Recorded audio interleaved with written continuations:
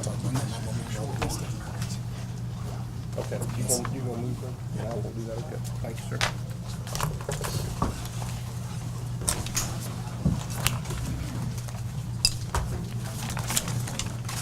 It's a beautiful crowd.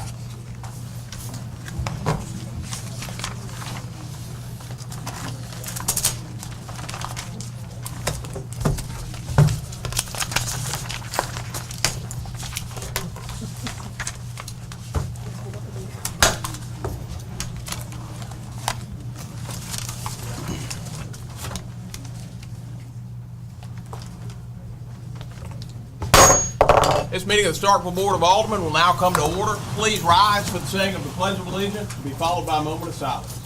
I pledge allegiance to the flag of the United States of America and to the republic for which it stands, one nation, under God, indivisible, with liberty and justice for all.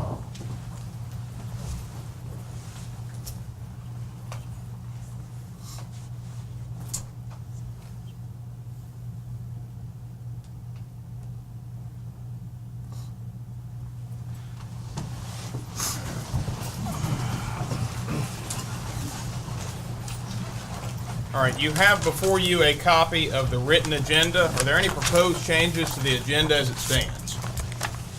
Mr. I'll be Mayor, recognized, Mr. Mayor. Alderman Maynard first. Go ahead. I would like to pull from consent under board business, item 10B, as in boy. All right, item 10B, the consideration of the approval of the proposal from PM Environmental has been pulled from the consent agenda. Alderman Maynard, do you have further proposed revisions? Yes, sir. To pull item F, G, H, I, and J, Okay. and K from the consent agenda. So that's F through K. Yes, sir. All right, items 10, F through K have all been pulled from the consent agenda, and since those items will be discussed fully, I'm not going to read each item. And under section J, public services, to pull item number 1 and number 3 from the consent agenda. All right, item number 3 actually needs to be pulled from the agenda altogether because that's at the request of Ms. Benson, and it probably has something to do with the CDBG process. Is Ms. Benson? It does. Okay. So Alderman Maynard, would you entertain pulling item 11J3 altogether from the agenda? Yes, sir. All right, the proposed revision from Alderman Maynard, let's take that one first. Item 11J1 has been pulled from the consent agenda, and the proposed revision from Alderman Maynard is to pull item 11J3, the request for approval to issue a notice to proceed to Clearwater Consulting, the most qualified provider to develop sewer profiles for Southwest Starkville Sewer Expansion Project, for that item to be stricken from the agenda. Is there any objection? Any objection? Any objection? Seeing none, that matter's been stricken from the agenda. Alderman Maynard, do you have further proposed revision? No, sir. Alderman Paul. Roman number 4, approval of the board minutes. Item number 8, move that to consent. And did you have changes? As corrected. Alderman Vaughn, would that be as corrected by the city attorney? Passed. And they're affidavits. All right. Proposed revision from Alderman Vaughn is to place item 4A, the approval of the July 2nd, 2013 minutes of the regular meeting of the Board of Aldermen of the City of Starkville on the consent agenda as corrected by the city attorney. And are they on the table? They're not on the table, but if anybody wants the corrections, I can run them down real quick. All right, so the proposed revision is place that on Run consent. them down. Okay. Item 20, we inserted not after the word having because there was not a majority vote there. Items 21 and 22, we took out the legal phrase et sec because it didn't apply to the statute cited. Item 25, we changed the statutory reference to 21-23-3 instead of 21-3-23. Item 30 was just a typo. We took out the extra phrase of reappointing. Item 31, we took out the extra phrase of reappointing. Item 32, we struck the word "the" before the word reappointing. And in item number 40, we changed the next to the last paragraph to be, "The mayor invited the public back in." And those were the extent of the corrections. Alderman Vaughn, does your proposed revision remain to place that with the changes just read by the city attorney on the consent agenda? They do. Is there any objection? Any objection? Any objection? Any objection? Seeing none, that matter's been placed on the consent agenda. Alderman Vaughn, do you have further proposed revision? Yeah, on the personnel. H.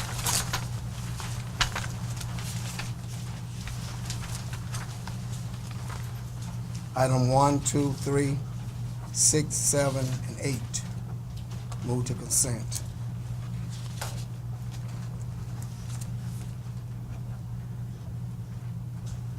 All right, the proposed revision from Alderman Vaughn is to place the authorization of the promotion of Euless Gray to fill the vacant position of line foreman in the Water Sewer Division of Public Services as presented on the consent agenda. The authorization to hire Andre Bolware and Sean Asbury to fill the vacant positions of firefighter on the consent agenda. The authorization to hire Russell W. Hamilton to fill the vacant position of Systems Administrator in the Electric Department as presented on the consent agenda. The authorization to hire, to advertise to fill the vacant position of Parking Enforcement Officer in the Police Department as presented on the consent agenda. The authorization of advertising to fill the vacant position of Secretary in the Sanitation and Environmental Services Division on the consent agenda. The authorization to advertise to fill the vacant position of lineman in the Electric Department on the consent agenda. The authorization to advertise to fill the vacant position of Associate Engineer in the Engineering Division of the Community Development Department on the consent agenda. Alderman Vaughn, is that your proposed revision? You didn't do 9, I didn't want 9 on consent. Or did I stop at 8? I'm sorry. Stop at 8. Oh, you don't want 9, I'm sorry. So those would be the first 6 that I read, and not the 7th one that I read, which is item 11H9 on your agenda. Alderman Vaughn, is that your proposed revision? Yeah, go ahead and move 4. Place it on consent as well? Yes. All right, so the proposed revision from Alderman Vaughn would be Hold on, 4 items. but 5. 5? We're gonna hold 4, I'll put 5 on. Put 5 on. All right, the proposed revision from Alderman Vaughn is to place items 11H1 through 3 as presented on the consent agenda. Items 6 through 8 as previously read on the consent agenda. And Alderman Vaughn has also added the authorization to advertise to fill the vacant position of police officer in the police department as presented on the consent agenda. Alderman Vaughn, is that your proposed revision? Yes. Do I hear any objection? Mr. Mayor, on number 5, I think that should read, I think the chief wanted to hire more than one officer. So I don't know where he is, but I think it's more than one, right, chief? Yes, sir. Add an S on that, Mr. Mayor. All right. Officers. And it's in your Yeah, we packet that understand was that. presented, wasn't it, It is. Chief? It is. All right. So Alderman Vaughn, do you accept that correction? Yes, I do. All right, the proposed revision from Alderman Vaughn is to place items 11H 1 through 3, 5, and 1 through 3, and 5 through 8 on the consent agenda as previously read. Alderman Vaughn, is that your proposed revision? That's my Do I hear any objection? Any objection? Any objection? Any objection? Seeing none, those matters have been placed on the consent agenda. Alderman Vaughn, do you have further proposed revisions? No, I do not. Any further proposed revisions? Alderman Carter. Under board business, I'd like to add on item L, consideration of the override of the mayor's veto relating to D-Lynn Spruill.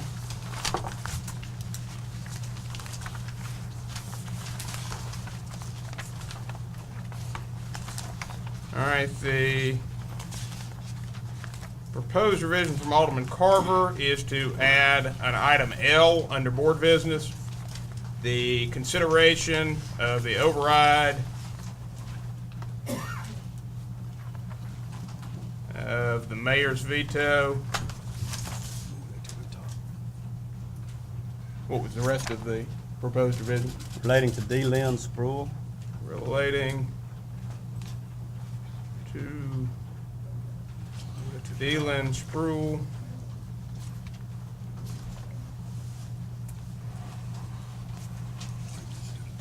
on the agenda, and that's to be placed on the regular agenda.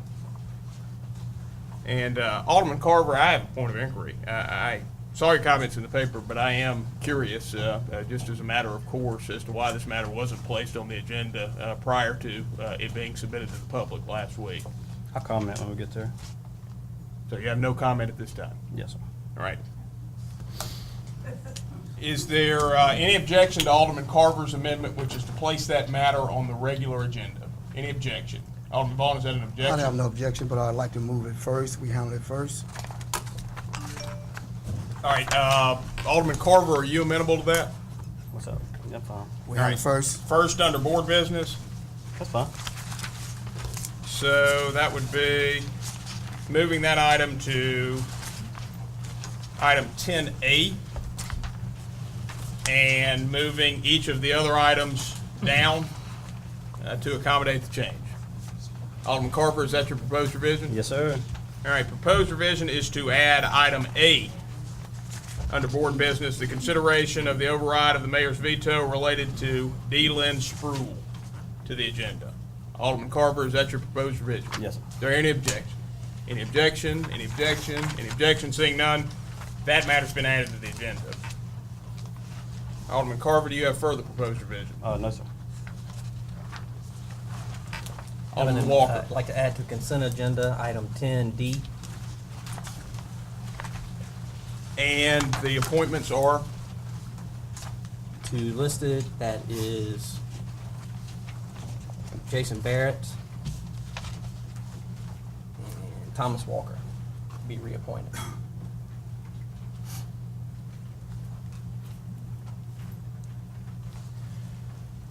The proposed revision from Alderman Walker is to place item 10D, the appointment of Jason Barrett and Thomas Walker to the Historic Preservation Commission for the term as indicated in the packet.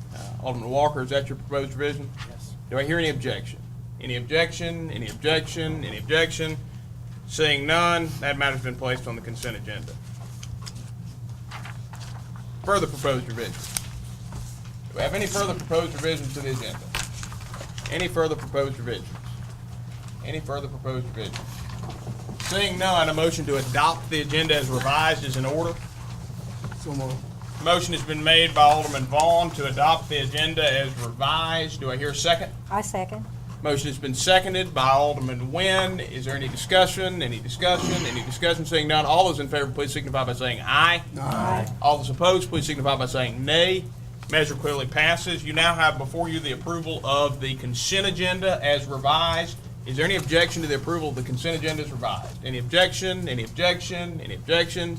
Seeing none, the consent agenda as revised is approved. And that will take us to comments by the mayor and the board, and I have several comments tonight. The first is related to the Mississippi Municipal League Conference, which we were all attending this time last week. Last Wednesday, the city of Starkville had a banner day at the conference. I was just as proud as I could be to be the mayor of this city as I sat with over 2,000 elected officials and staff members from cities all throughout the state of Mississippi. And we received two very important distinctions. First, the city was named a Mississippi Healthy Hometown by Blue Cross Blue Shield. And this, of course, follows the city being named the healthiest hometown by Blue Cross Blue Shield in 2011. Starkville and Tupelo are the only two cities in the state that have been afforded distinction by the Blue Cross Blue Shield Healthy Hometown Program twice. That speaks volumes of our Healthy Starkville Committee. Some members I see out in the audience tonight, many are not here tonight. I can't say enough about the good work that they do as volunteers to promote health in this community. And it is giving us an image that is very, very favorable to us as a sound environment for health, serving as a leader to our peers throughout the state of Mississippi. I was also pleased to be in the audience as our own Alderman Perkins was inducted to the Mississippi Municipal League Hall of Fame. Yes, please.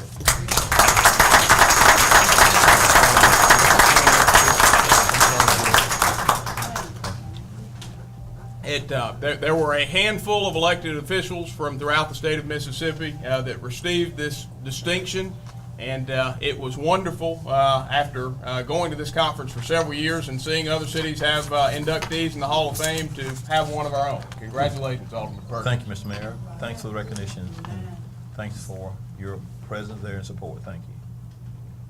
I would now like to introduce. Mayor, you have two. Oh. And Ms. Beal, have you been previously inducted? That was a conversation we had. We didn't know if the program was in existence at the time, because something I would like for us to do, if you have not been officially inducted, is to get you inducted. I was not as fortunate as Alderman Perkins. It took several years before the board, after I served, to recognize me. Yes, I have been recognized. Okay, well, fantastic.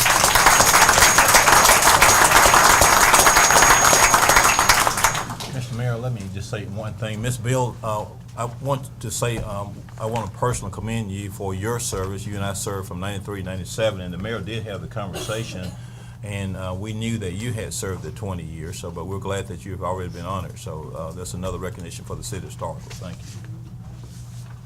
So we are pleased tonight to have two Hall of Famers in the room. And I would now like to introduce the newest employees in the Starkville workforce. First, I'd like to introduce Mr. Charles C. Hogan, laborer in the Sanitation and Environmental Services Department.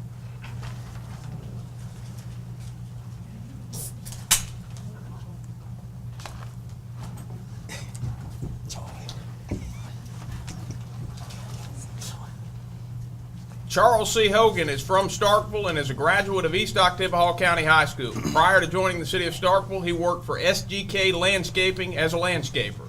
Charles is the son of Linda Wicks and Charles Hogan. He has three sisters, Tanisha, Shanisha, and Alexia. He enjoys spending time with his family as well as anything that is done outside. Charles and his family are members of Christian Faith Missionary Church. Please join me in welcoming Charles.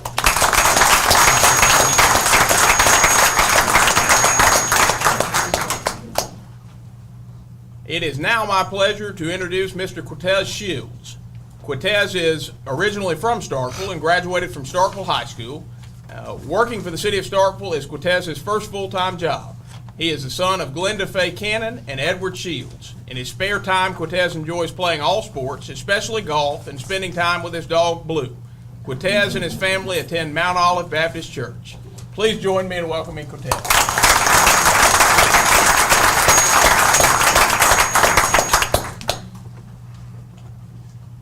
All right, that concludes my comments for this evening. Do we have any comments from the members of the board?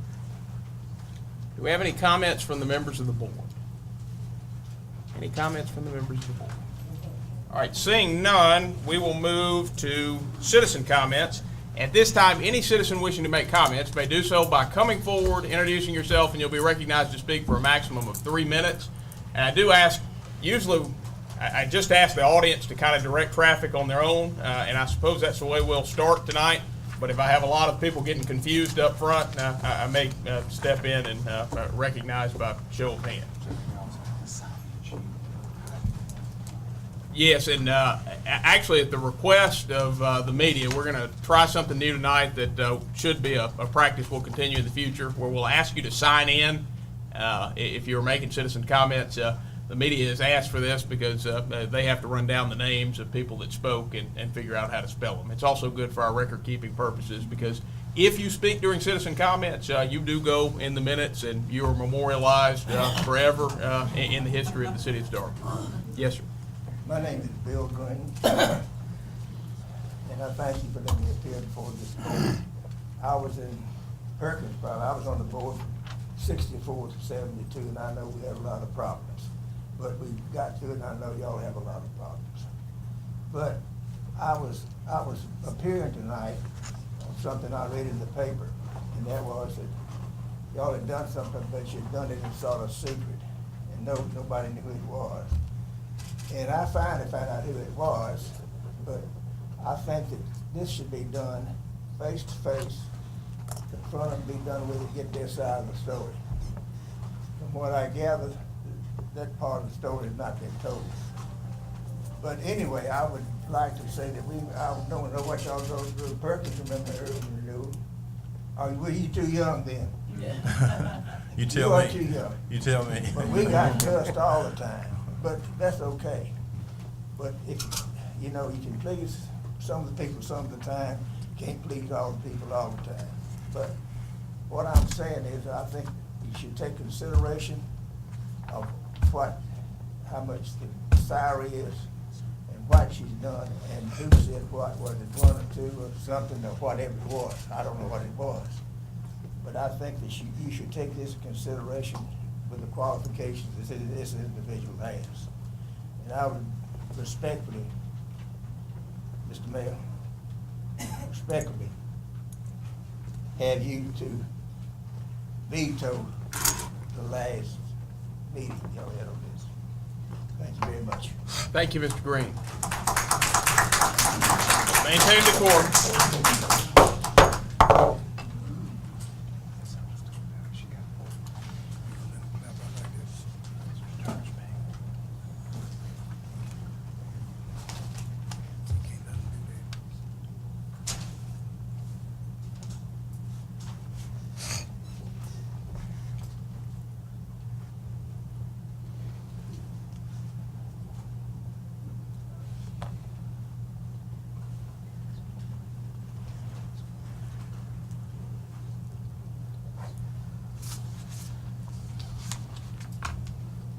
Good evening to the mayor and board, Vice Mayor Perkins and Alderman Vaughn. My name is Alvin Turner, Ward 7.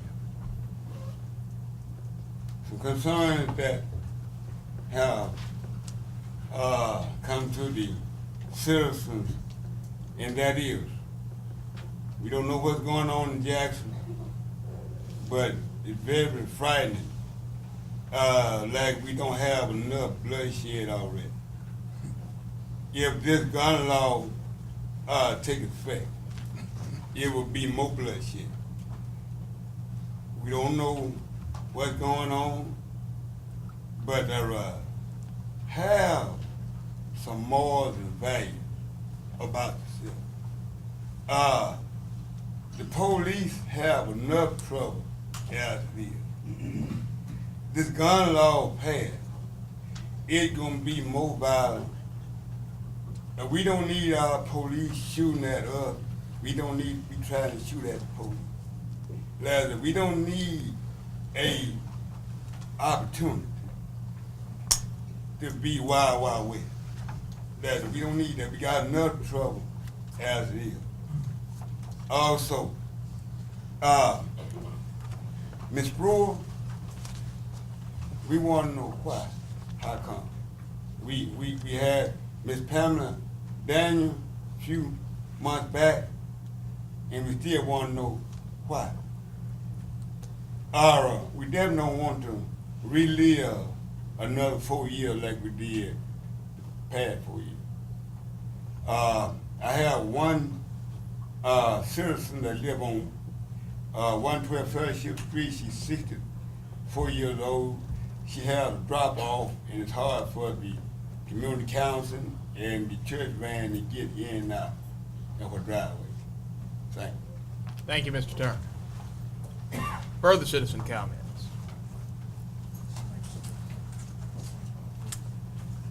All right. Yeah. All right, we'll hear from Ms. Thorne, and Ms. Ellis has made the move a couple times, so Ms. Ellis will be next.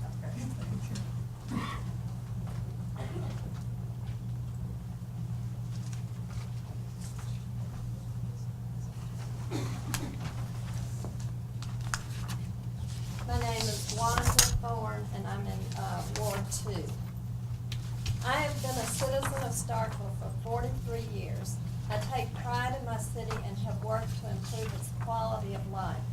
Yet the board's July 2nd action to fire Lynn Spruill as CAO has made me ashamed of the city's board leadership, and I fear for our city's future. In the absence of an apparent legitimate reason, their actions show disrespect for Lynn and for the citizens of Starkville who expect and demand transparency and accountability. Dislike of someone is not a justification for firing. Grudges from the past and prejudices based on personal issues are irrelevant to job performance and should not have a place in city government. Lynn's professional credentials are exemplary and legendary. Her accomplishments and experience reflect intelligence, sound judgment, discipline, dedication, responsibility, confidence, and skills mastery. How can they be questioned or ignored? She has several careers as a Navy pilot, a commercial pilot, a public servant, and a businesswoman. She has 2 postgraduate degrees and years of pertinent experience. I've listed some accomplishments and some things that people may not know. She was in the first class of civilian women aviators to receive Navy wings. She was first in her flight class, which included males and females. She was the first female to fly for the Navy in the Pacific. She was the first woman fixed-wing pilot to become carrier qualified by landing the C-1A trader on the USS Independence in 1979, and that's in the record books. For Delta Airlines, she was one of the first 6 women pilots hired by them in 1985. She was mayor of Addison, Texas, as well as holding other offices. She won the Starkville City's Employee of the Month in June 2011. She's supported many community groups, including the Activity County Heritage Museum. She donated an exhibit to the museum of her flight uniforms and other mementos. She was recognized as the present legend for the museum benefit last year. She holds a Juris Doctor degree, a Master of Ms. Public Thorne, Administration. your time's expired. Okay, that's fine. Ms. Ellis.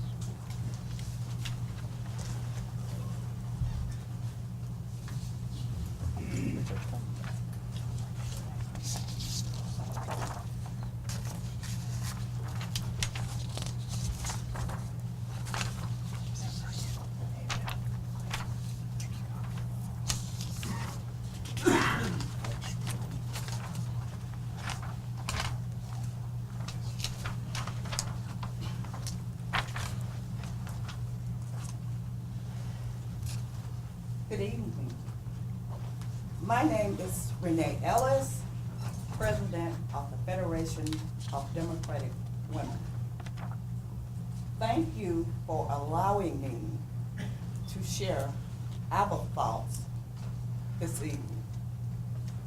To the Honorable Mayor, the Honorable Board of Aldermen, I am here to speak regarding the termination of the Chief Administrative Order Officer.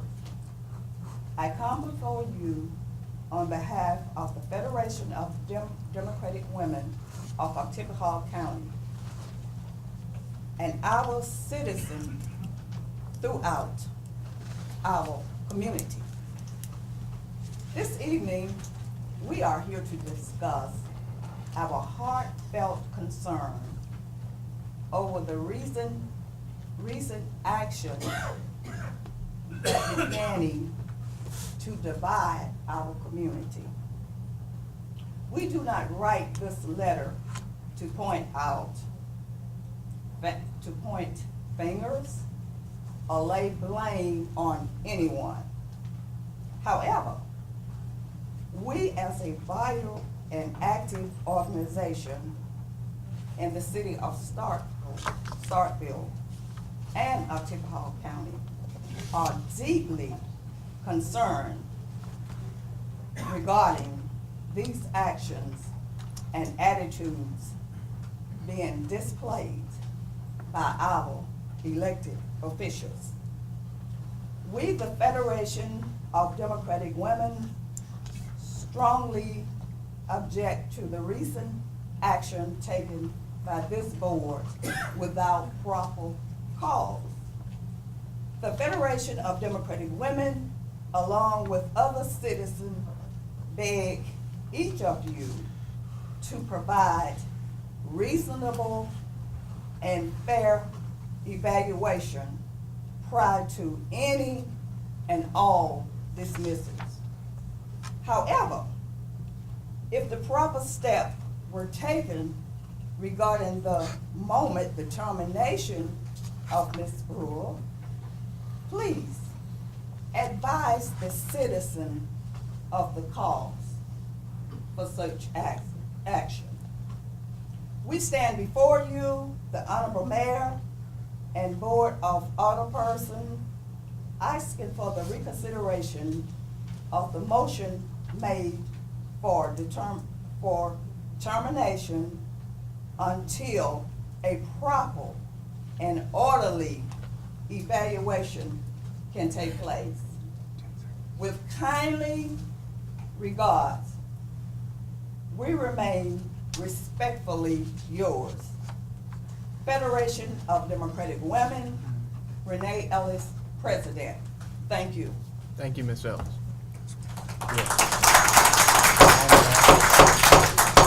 Sandy Cora.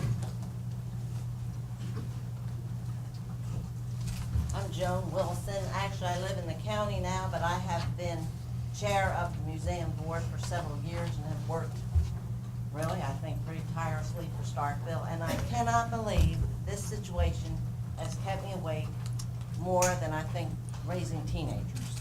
But I am so disappointed in the direction that this Board of Aldermen seemed to be going. Lynn Spruill has been instrumental in so many ways in the success not only of the museum, but all aspects that I have worked with in the community. Anytime I had a question, I could call her and she would find the answer for us, whether it's one we wanted to hear or not. But I truly hope that you will reconsider this mistake that you have made. Thank you. Thank you, Ms. Wilson. Do we have any further citizen comments? Mr. Burnham. Let me get up.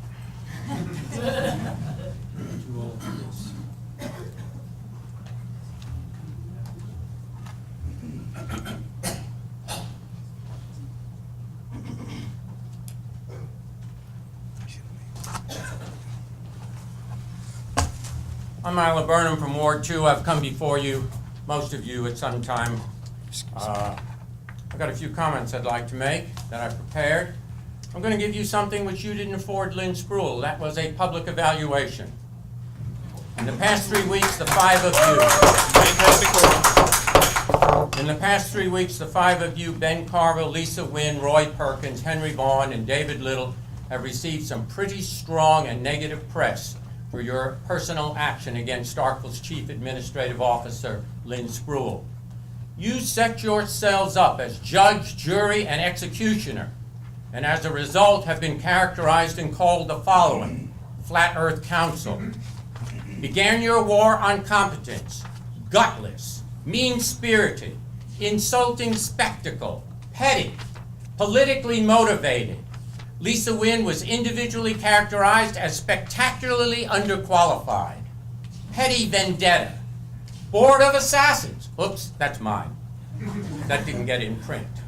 Less than interested in accountability, hit-and-run culture on the board, a disservice to the citizens. Regardless of the action you take tonight, you reveal to us, the citizens of Starkville, the stuff you were made of. It isn't pretty, and it smells bad. I'm not done. Can't get the second page.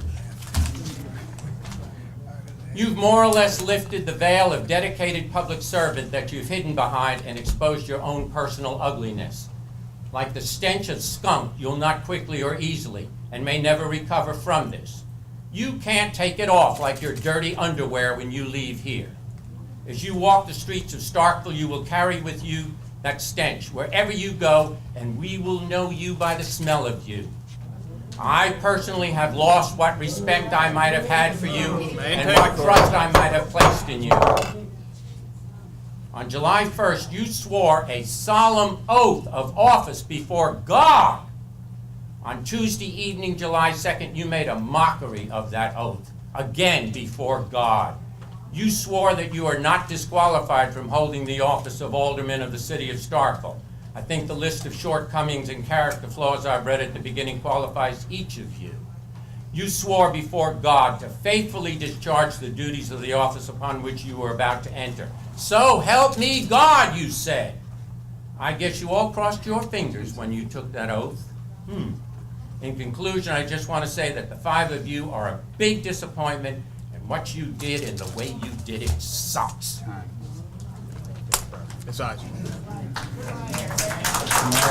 Maintain decorum. Mayor and board, as I come before you today, I would just like to thank you all for giving me the opportunity to serve back on the Park Commission. I thank you all because I am a citizen. I love doing what I do, and I love doing it for everybody. Protocol has already been established.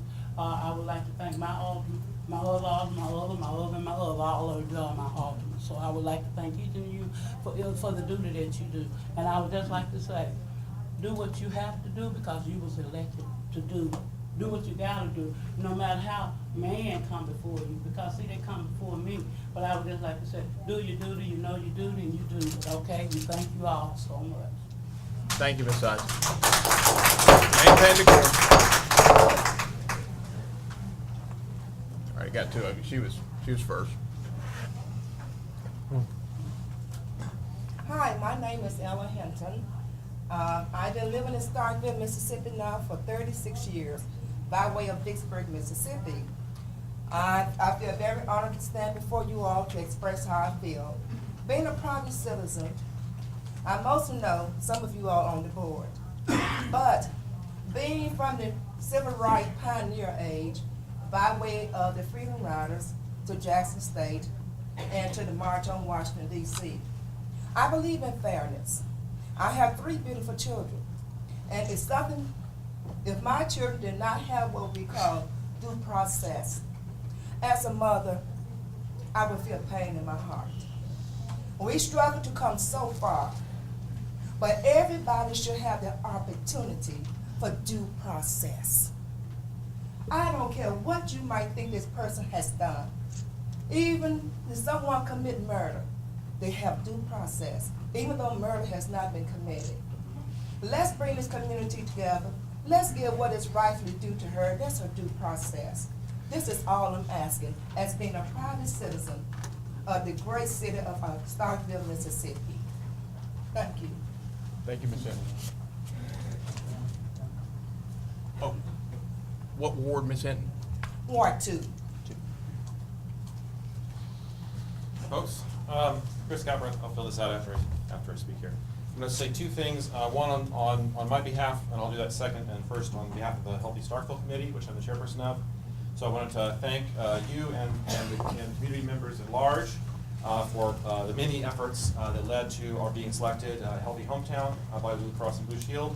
Just to list a few, the smoking ordinance and the safety helmet ordinance, the very active and wonderful farmers market that we have going, the extreme patience everyone has for the Lynn Lane project, the bike lanes and sidewalks, and many other programs around the community. I want to just let everybody know that the honor came along with a $25,000 grant, and that we'll be working with the city, possibly with the Parks and Rec, towards trying to put that towards even more healthy activities in the community. In particular, we're interested in a playscape or exercise equipment on the north side of town, as I mentioned to the alderman on the north side of town. I'll come back during one of the public appearances to talk in more depth about that. And then I want to just read a couple of words from my letter, which you guys should have in your, not in your packet, but on your desk there. This is on behalf of just myself as a citizen, not for the Healthy Starkville Committee. I can see no reason why Ms. Spurl's employment should be terminated. Further, I oppose the way the decision was made without even the most superficial gesture towards providing justification or the most hollow sign of respect for Ms. Spurl's many years of service to the community. I've had a chance to get to know Ms. Spurl in various different capacities, and in every instance, Ms. Spurl has been the very model of competent, confident, helpful, and thoughtful civic leadership. Her character and achievements as a CIO are well known. Alderman Perkins himself commended her in 2011, saying that she was a tremendous and valuable asset to the great city of Starkville, and that she had an impeccable character and integrity. Citizens of this city deserve justification from our elected officials about the decisions that they take on our behalf. Those who work for and deal with the city need to know that matters of great importance, such as employment, will be thoughtfully and justly considered. The way this decision to terminate Ms. Spurl's employment was made and communicated gives the strong impression that it was not motivated by a desire to do right for the community. I urge you to reconsider the termination of Lynn Spurl, and I urge you to allow the mayor's veto to stand on this matter. Thank you, Mr. Galbraith. Further citizen comments?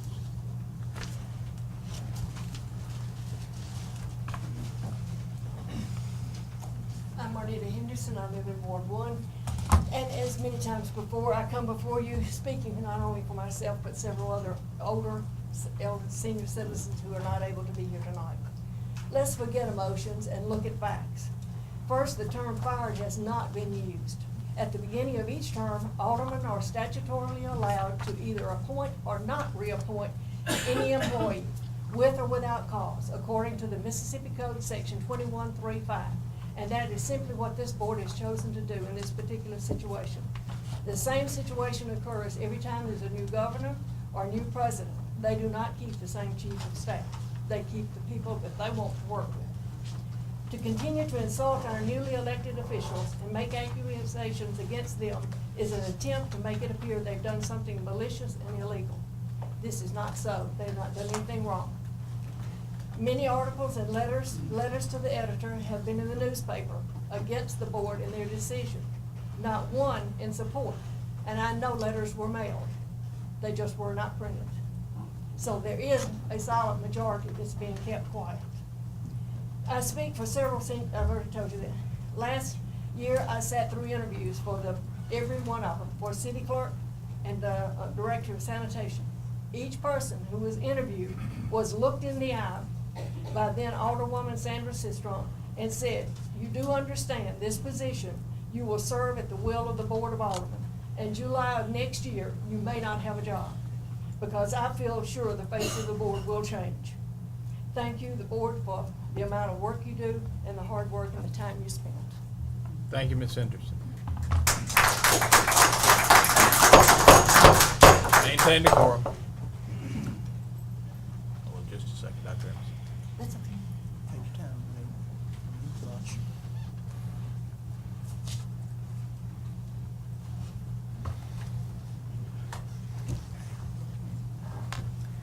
My name is Jerry Emerson. I live in Ward 3. I would like to suggest to the board that the action that they are contemplating on terminating the chief administrative officer is not prudent at this time. First, let me make clear that I won't comment on the merits. I would like to comment on the process. I think there are 3 consequences of acting now that are likely to be adverse. One concerns economic development, the second concerns the general public, and the third concerns city employees. The economic development consequences of acting right now can be dire. Firms that are relocating seek evidence that local government stresses efficiency. Any precipitous action will undermine that. It is important to be deliberate and careful. The general public situation is coming on the heels of the election. This misses an opportunity to build support among the general public and for city employees without a process and the standards for action. This introduces arbitrariness that can induce fear among the employees, which will most certainly yield a reduction in efficiency. There is a course of action that is available to you that is positive, and that is establishing a review process. It would be your decision on should this concern all general managers, should it concern all managers, should it be some specific subset. I think that is a matter that the board has to decide, but it is very important, it's vitally important to have standards that you are trying to achieve and a process to follow. In the situation that we have now, the consequences, the adverse consequences are likely to be dire, and they are completely unnecessary, And secondly, there is a positive course of action that you can pursue that would allow you to have the imprint that you wish on the direction of the city. I thank you for the opportunity to appear before you all. Thank you, Dr. Emerson. Give him just a moment to sign in.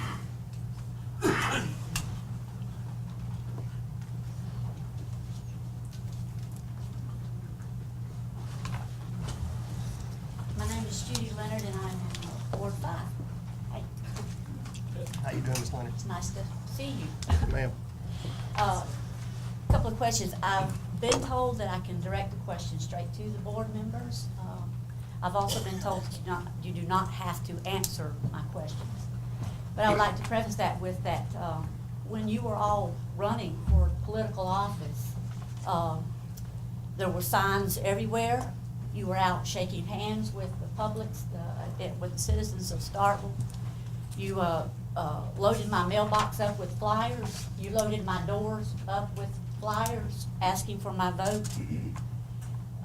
So I'm asking for a response tonight. You talked to me before you got elected, and now I would like for you to talk to me tonight. So my question is to Ms. Nguyen, or any of the other aldermen that would like to address it. If Ms. Spruill's dismissal is based on performance, what are her deficiencies? If her dismissal was not based on performance, was it the result of one egregious incident? And if so, what did she do? If she was not released because of performance or a specific incident, then the reason must be personal or political. Which is it? Mrs. Leonard, I will not be addressing your question at this time, and nor do I have any further comment. Your silence speaks volume. Mr. Carver, are you with us this evening, sir? Would you like to address the question? Mr. Carver, would you Yes, like ma'am. to address the Just question, taking please? notes. Sir? I said I was just taking notes. Would you like This to is address something the- I decided years ago. I don't know as far as the other three or the other two that are newer in this decision. This was a decision I'd prayed about years ago and made my mind up several years ago. And I guess when we get into the matter tonight, I've never seen somebody ask really board members a question, but I'd like to reserve my comments to the time taken when we get to the matter. Thank you, Yeah, Mr. none Leonard. of you have to respond when anybody asks you a question, but I'll give you the opportunity to respond if you would like to. Mr. Little, would you like, sir? No comment. Mr. Walker, would you like to respond to the question? No, ma'am, not at this time. Mr. Maynard? I voted in favor, so. Yes, sir. Mr. Perkins? My vote stands. Mr. Vaughn? No comments. Mr. Perkins, I do have a direct question for you. It has also been said that she is no longer a good fit. I didn't make And, that comment, ma'am. It has also been said that she is no longer a good fit for this, I suppose, for the board. You've worked with her now for many years. I'd like to, and you also nominated her a couple of years ago and spoke very highly of her. You almost made it sound like she could walk on water. Why is she Ms. no Leonard, longer your a good time's fit? expired. Thank you, Ms. Leonard. No response. Thank you, Ms. Leonard. Your time's Thank you. expired. Further citizen comments? Maintain decorum.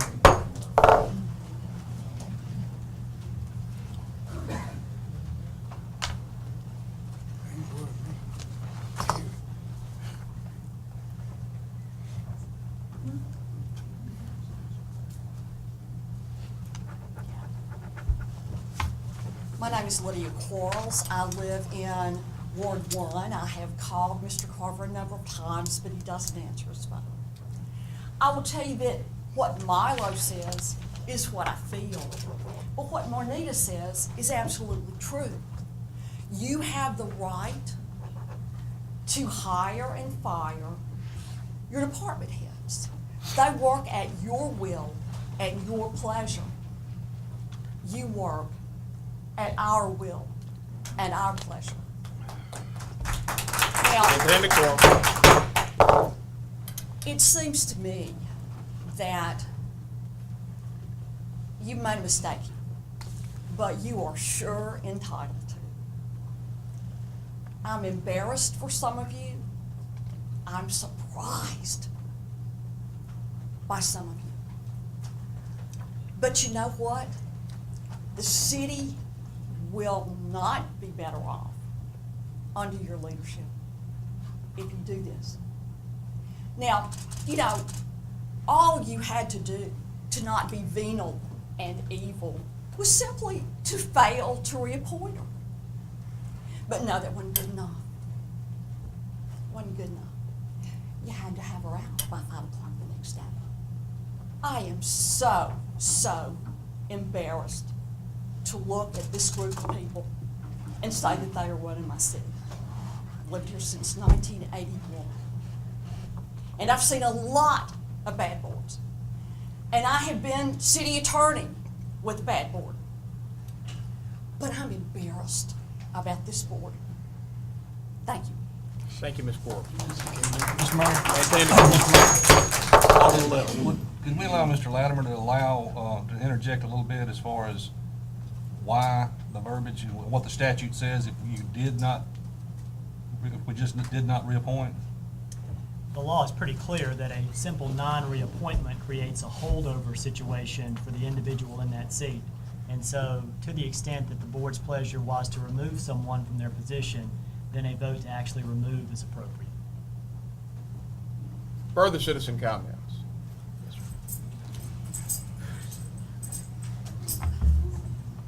Hello, my name is Steve Cronus, and I live in Ward 7. I would like to address a comment, a previous citizen comment, and that is that the silent majority is neither, as is evidenced by the present company. And I would like to also simply state that your action is a display of arrogant hubris, and all will be held accountable. Eventually, unfortunately, it's going to be 4 years for certain folks. And that's all I have to say. Thank you very much. Thank you. Further citizen comments? Was that a hand? Are there any further citizen comments? Yes, sir. It's a whole other world from this angle.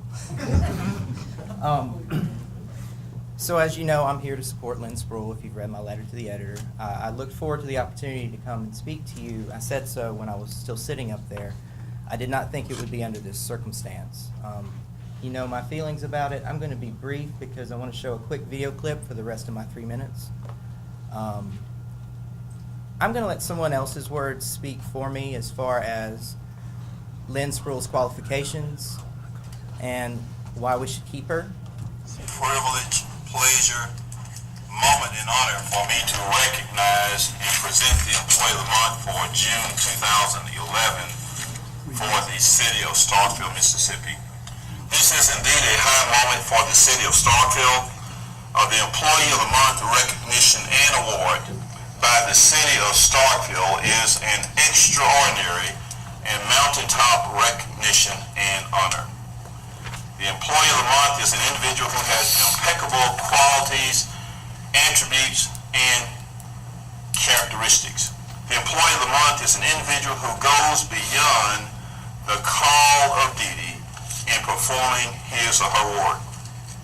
The Employee of the Month is an individual who has graciously and meticulously served with honor, dignity, and distinction, and this is a person who is worthy to be praised. The Employee of the Month is a respected individual who has worked and served faithfully, loyally, diligently, and untiringly. The City Employee for the month of June 2011 is a perfect choice. This employee has been a tremendous and a valuable asset to the great city of Starkville. This wonderful employee is very dependable, resourceful, and knowledgeable, and has an impeccable character and integrity. This employee is always very cordial and always helpful. The Employee of the Month for June 2011 is a very seasoned individual. He has always shown great, sound, seasoned, and prudent leadership. The Employee of the Month for June 2011 has always performed his or her work in an exemplary. And the speech goes on for several minutes, so unfortunately we can't listen to it all.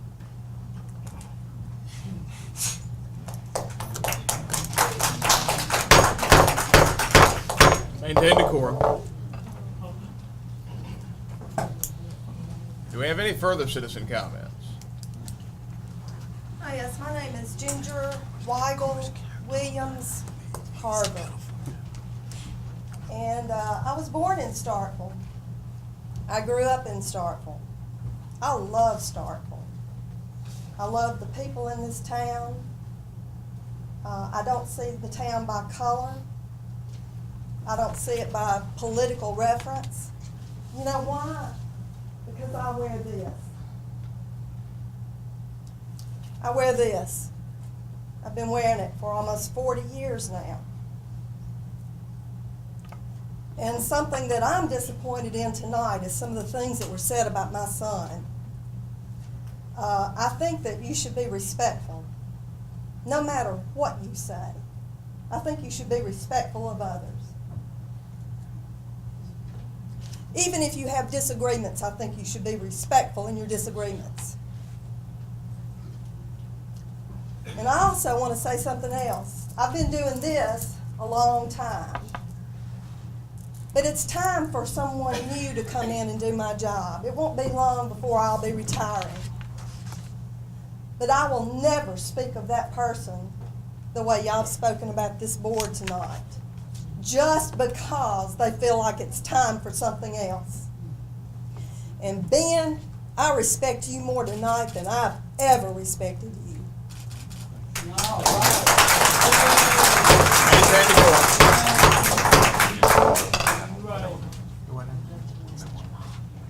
Yeah, Joel, can we turn off the audio video?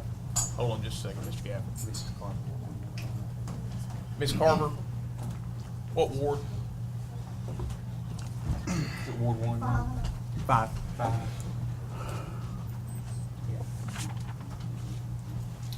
Jim Gafford, Ward 5. All due respect to the previous comments, respect has to be earned and maintained, and you have abused your power and are not worthy of respect. The word from the past two administrations have resulted in a city that for the first time in the modern era is functioning with a professional and transparent government. The stated vision of those two administrations was economic development and improvement of quality of life for Starkville citizens. Today we enjoy the most exciting and active environment for creating and sustaining new business than at any time in our city's history. Our infrastructure needs are being addressed in a systematic and professional manner. City finances have been shored and placed on solitary monetary foundations.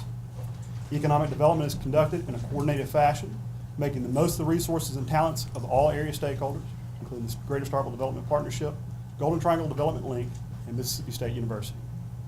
Property values are rising and sales tax revenues continue to increase, while our ad valorem tax rates remain the lowest amongst our peer communities.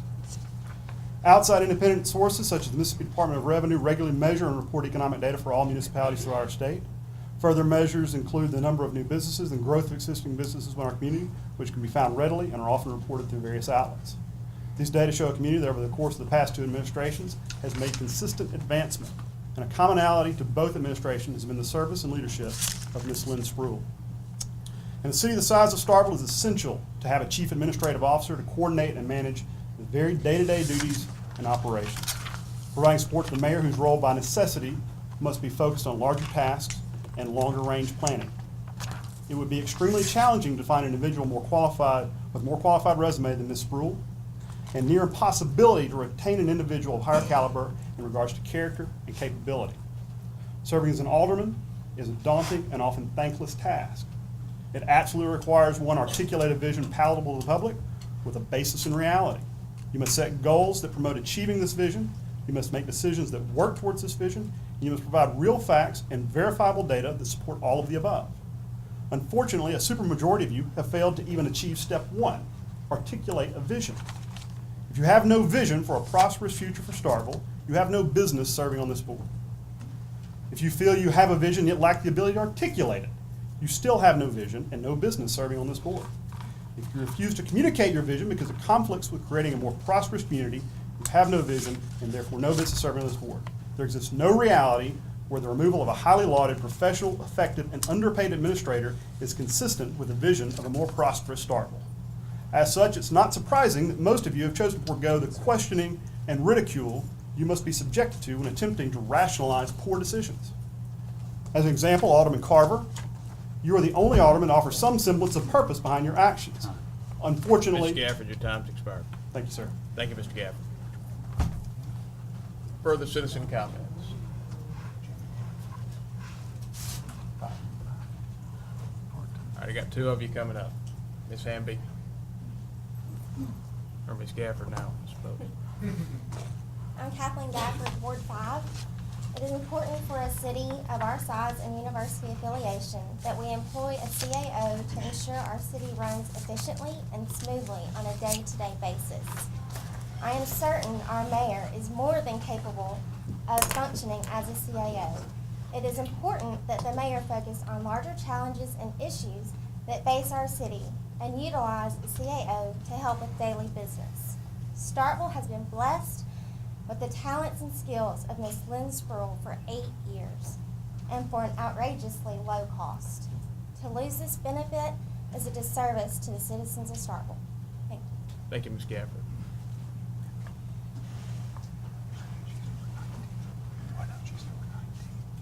I'm Sandra Sistrunk, resident of Ward 2.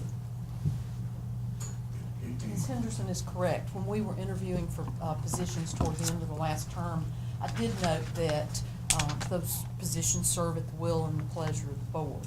I never thought, though, that the will and pleasure of the board would hinge on nothing, really. A bad fit, hoping for a change in direction. I'd like to remind you all that the Chief Administrative Officer, despite what some think, does not set the direction of the City of Starkville, nor does she set policy for the City of Starkville. That is what the Board of Aldermen does. She works at your will and pleasure. She has shown over the last 2 boards that she has an amazing ability to adapt to different boards. I think she can adapt to y'all if you will set forth some expectations and clearly communicate those to her. I think you'll find yourself well pleased with her as the Chief Administrative Officer. I wanted to speak in support of Lynn, but I also wanted to speak in support of what most of you ran your campaigns on, that you would be transparent, that you would communicate with people, that you would not be yes votes for someone, and yet you find yourselves in the position, many of you, of not being transparent, not speaking to the people, and since we have nothing else to base our decisions on, we have to assume that these are yes votes for someone. Representative Ellis spoke very eloquently out on the front steps just before the meeting, and I'm sorry that you didn't all hear that.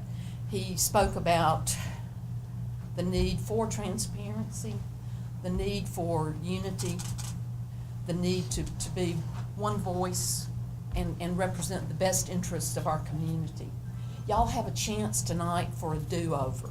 That doesn't come along very often in life, but you have a chance for a do-over. The mayor vetoed what was a short-sighted decision at best. I'll give you credit for that.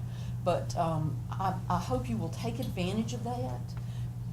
Some of you know in your hearts that you've made a bad vote.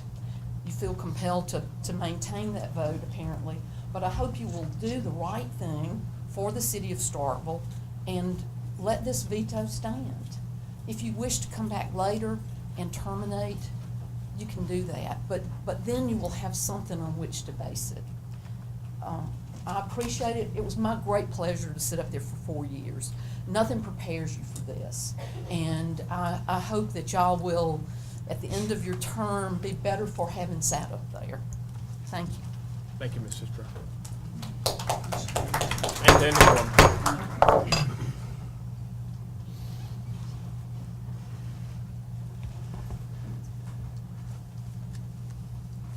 I'm sorry.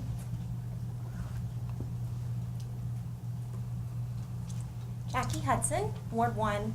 I'd like to address a few of you specifically. First, Alderman Carver, my alderman. I know many are surprised by your lack of willingness to speak to citizens and the media about your motion to remove Ms. Sproul as Chief Administrative Officer for Starkville. I, however, am not surprised at all as someone who lives in your ward and as somebody who sent you multiple emails as a concerned citizen in your ward and never yet received a response. This motion is different. It deserves an extensive explanation. I'd like to hear specific reasons in your time as alderman that led you to believe that Ms. Sproul deserves to be replaced. Alderman Perkins, I'd like to hear a reason why you so recently supported Ms. Brule and now have decided that she is not suitable for this position. And Alderman Little and Alderwoman Nguyen, I'd like to hear specifically why after only 1 day of serving our city, you've had enough experience with Brule in her specific position as CAO to agree to remove her from office. I challenge any of you to find reason to remove Ms. Brule from this position that she has selflessly and effectively served as. Thank you. Thank you, Ms. Hudson. Maintain decorum. Further citizen comments? Mayor, I had meant to say, there are a lot of people in the hall. Some of them may wish to speak. Yeah, if there are any people in the hall, now somebody is going to have to give them a place in the room as the fire marshal allows, because he's monitoring the room for fire code. Mark, do you mind just kind of communicating to everybody in the hall? We're going to do one in, one out.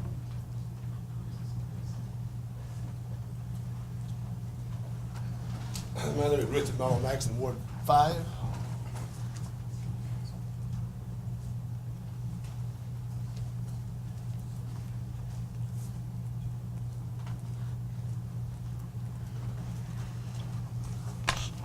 First of all, Mark and Scott Maynard and Jason, I'd like to thank y'all for showing signs of intelligent life on this board. I wonder why, again, someone has already asked this question from Mr. Little and Ms. Nguyen, but how in the world can you vote the way you did to dismiss a person like Ms. Brule when you've never even worked with her? I worked with her, unlike you, I worked with her many, many times. And I've always found her very responsive and helpful. And consequently, it just befuddles not only me, but everybody in this room almost, why this has occurred. Frankly, I'm embarrassed and ashamed of you.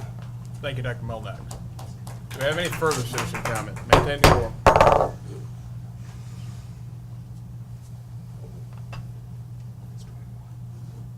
Any further citizen comments? Any further citizen comments? Any further citizen comments? Seeing none, oh, I'm sorry.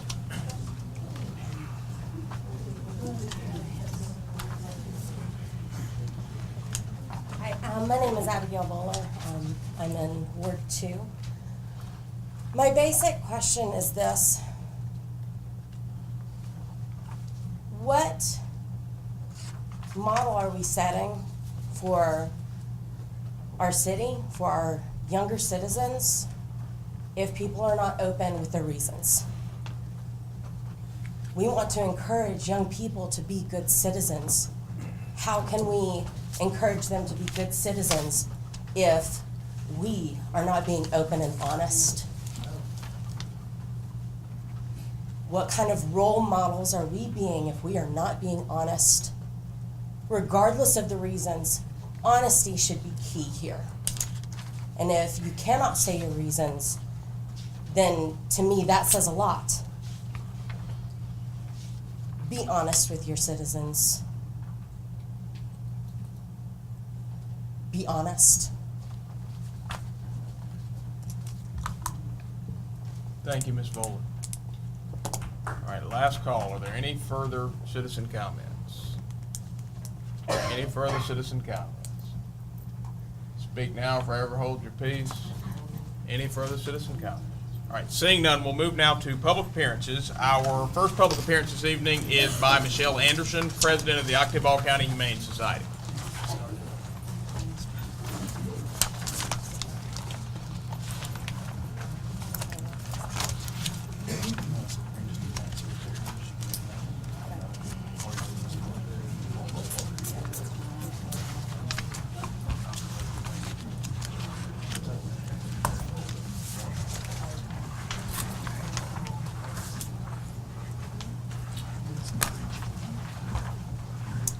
Ms. Anderson, you will have 10 minutes, and ask that you remain seated for questions or comments from the members of the board at the conclusion of your presentation.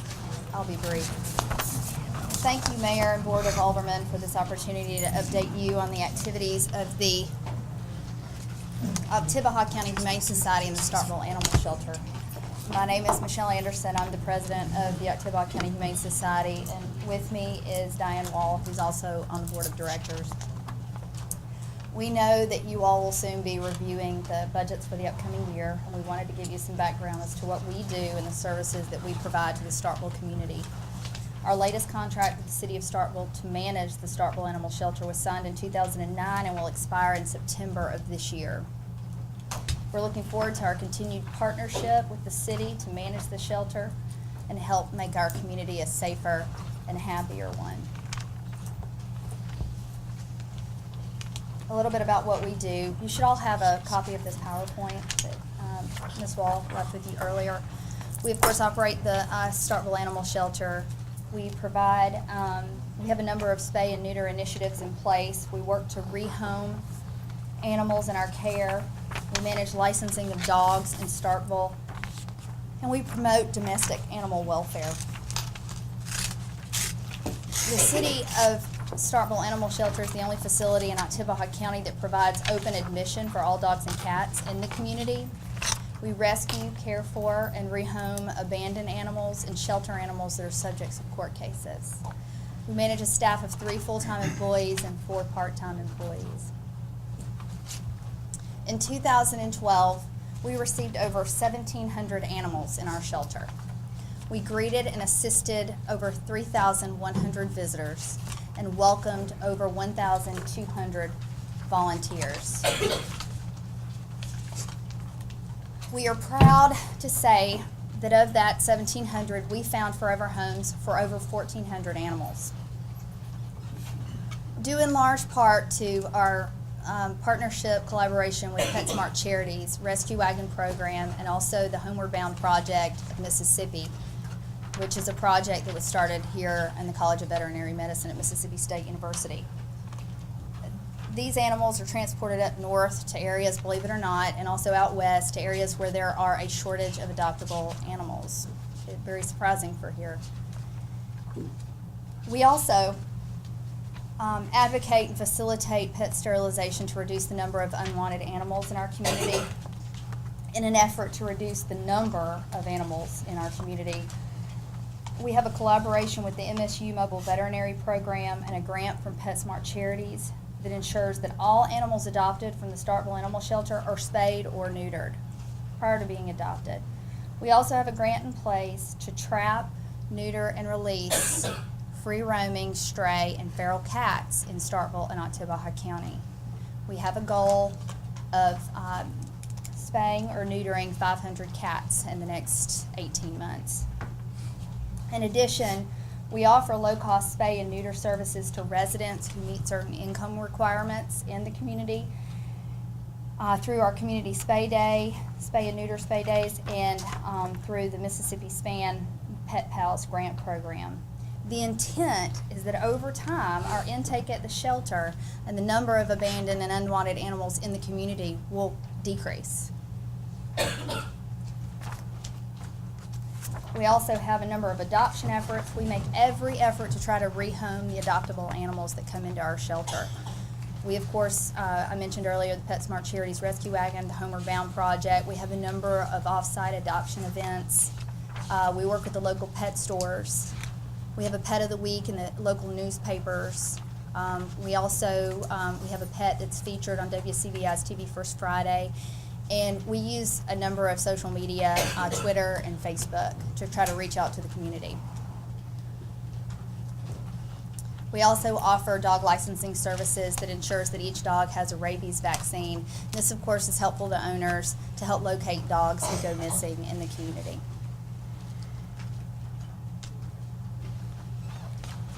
We work with the community to help inform and educate them on domestic animal welfare issues. We hold a number of events each year.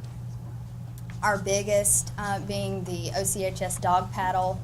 Our 3rd annual Dog Paddle will be held at Moncrief Park Pool on August 10th from 9 to 12. And just to give you a picture of last year's, these are some of the pictures of some of our attendees. We had over 100 attendees and over 50 dogs who enjoyed swimming in the pool on the last day before school started. We want to thank you again for your time and ask if you have any questions. Questions or comments from Ms. Anderson? Any questions or comments from the members of the board? Ms. Anderson, Dr. Wall, thank you for everything you do. You do a wonderful service for this community. We appreciate your attention. Thank you. Our second public appearance this evening is by Frank Rogers of the Public Services Department regarding matters of concerns of the employees in the department. And I have read Mr. Rogers' letter on the things that he's going to discuss tonight. There were two parts to the letter. One focuses on wage and compensation issues. Those are completely and always a matter to be discussed completely openly. And then this is a note for the board. There were some internal personnel matters that were also in that letter. I would urge you, in the event that the discussion starts going towards internal personnel matters dealing with specific individuals, to move that discussion into an executive session, because that's the most appropriate place for it to be. Mr. Rogers. And you'll have 10 minutes, and I ask that you remain for any questions or comments. But more, you can either stand or sit, however you're most comfortable. Sit down, I'm comfortable. Good evening to you, Mayor and the Board of Aldermen. My name is Frank Rogers Jr. But first of all, I want to say this right here. I got kind of disturbed about something I heard about. That what's wrong with society today. You don't praise people, you praise God. So I'm gonna go ahead on with what I got to say. Well, I want to address on the part of the letters from me that were presented to each board member's package, and we still have concerns about that. If we could address those concerns tonight, I would be happy to answer any questions that you have, and I will accept your input at this time. Are there any questions or comments from the members of the board? Any questions or comments from the members of the board? Alderman Carver. This is probably something I'd like to, I read your letter and I appreciate the time we talked on the phone. And if the rest of the board agrees, either tonight or another time, to take it into executive session and go further in detail. Further questions or comments from the members of the board? Thank you, Mr. Rogers, and the board has your letter.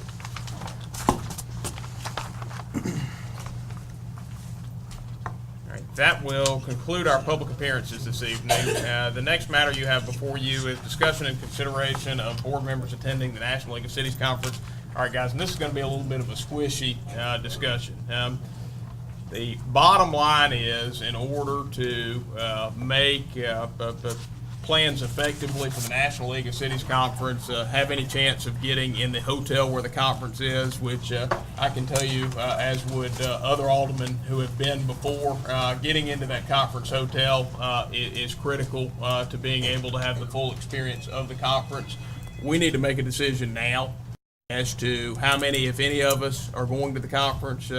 I have said before, I do think it is important for the city to be represented in some capacity. This is the premier event for cities all across the country each year, and I think it's important for, in some manner, Starkville to be there.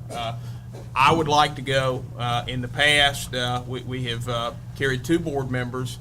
I've actually got a scenario that Chantel Wilson, our assistant, has worked up where up to 3 members of the Board of Aldermen could go. So the way that would work, we're going to have to shuffle some lines in the budget, though. Right now, I've got $5,000, $5,111 in my budget. Aldermen have approximately $2,500 left for travel total. So it's going to cost about $2,500 per person. If I've got some lines in my budget that are flexible at this point. If we shifted $1,000 out of professional services, $2,000 out of mayor's office supply, and $2,200 out of travel, that gives us roughly the $7,500 budget we would need. Action doesn't absolutely have to be taken on this tonight. What I would appreciate is at least a decision as to whether that's the model we're going to use, and whether we're going to have 3 people so that Shantea, or 4 total, so that Shantea can keep making preparations for the travel schedule. Thoughts? Mr. Mayor, Alderman Williams. I expressed an interest to Chantel and signed up. I would be interested in traveling. How many of you would be interested in going? I'm interested, I've got a conflict that during those dates. So you'd be out? I'm out. All right, how many of you would be interested and don't have a conflict? Can I just see a show of hands? Be interested. All right, so I got 3 of you raising your hand. Is there nobody else raising your hand? Who's the third one, Mayor? Vaughn, Walker, okay. and Wynn. Okay. All right, and since we're starting out a new term, what I would recommend, if the 3 of you are the 3 that go, that we rotate to the extent that schedules permit and to the extent that budget allows, so that hopefully by the end of this term, everybody has cycled through a time or 2 and going to National League of Cities. So would somebody like to make a motion to send the 4 of us to National League of Cities and begin making preparations? So moved. All right, motion has been made by Alderman Little to amend the city budget. All right, how would you suggest we did this? Amend the budget at a later date? Begin making, all right, we're going to amend the budget at a later date because procedurally we only have 1 budget amendment left and we don't want to use it on this. All right, so a motion has been made to authorize making preparations for Alderman Wynn, Alderman Walker, Alderman Vaughn, and Mayor Wiseman to attend the 2013 National League of Cities Conference. And Alderman Little, was that your motion? Yes. All right, do I hear a second? I second. Motion has been seconded by Alderman Wynn. Alderman Little, do you wish to speak on the merits? Any discussion, any discussion, any discussion? Seeing none, all those in favor, please signify by saying aye. Aye. All those opposed, please signify by saying nay. Measure clearly passes. Now, prior to getting to the next matter on the agenda, which is the consideration of the override, I've got an announcement to make, and that is, I think at this point it goes without saying that this matter has been very disturbing to me on both a personal and a professional level, particularly the handling of the matter and the fact that it deals with someone who is not just a coworker of mine, but also somebody that I value as a friend. Seeing it go to the point that it's gone to, with Ms. Spruill being terminated with no explanation, all the way to the point we've arrived at this evening, where the override was placed on the agenda after the public agenda was actually published, has brought me past a threshold where I feel like I am able to chair this matter in an unbiased manner. And when that is the case, I must recuse myself. So at this time, I'm going to pass the gavel to Alderman Perkins, and I'm going to recuse myself from the discussion on the matter. And I would ask, as soon as the discussion is complete, for somebody to come and get me so I can resume chairing the meeting. Mr. City Attorney, you just heard the comments from the mayor. Would you please advise the board on the law and the method of procedure as to how the rest of the meeting should take place, sir? Sure, let me get to my notes on that. The law is clear that the mayor pro tem serves in the temporary absence or disability of the mayor. There have been multiple AG opinions, and just to cite those, the name Rule, R-U-H-L, from August 10th of 2007, Russell, July 3rd, 1984, and Bryan, August 11th, 2006, and also a Mississippi Supreme Court case, Scott versus States, from 1997, that state that temporary absence does not mean when the mayor remains in the jurisdiction or when the mayor just leaves the room or refuses to enter the room. And so under this authority and under the statute on the issue, the duty is not triggered for Alderman Perkins to be the mayor pro tem at this moment. So the board can operate or choose not to operate in the mayor's absence without him chairing the meeting. So in other words, the pleasure is yours whether or not you want to bring a motion. Will Alderman's Mayor Pro Tem Perkins' vote count? It will count because he's not serving as the mayor pro tem. And there's one other bit of authority I need to tell you. The law is also clear that if you are going to vote to override or address a mayor's veto, it needs to come at the next special call or regularly schedule a meeting following the veto, which is tonight. And so if the board is to act on this issue, now would be the time to act.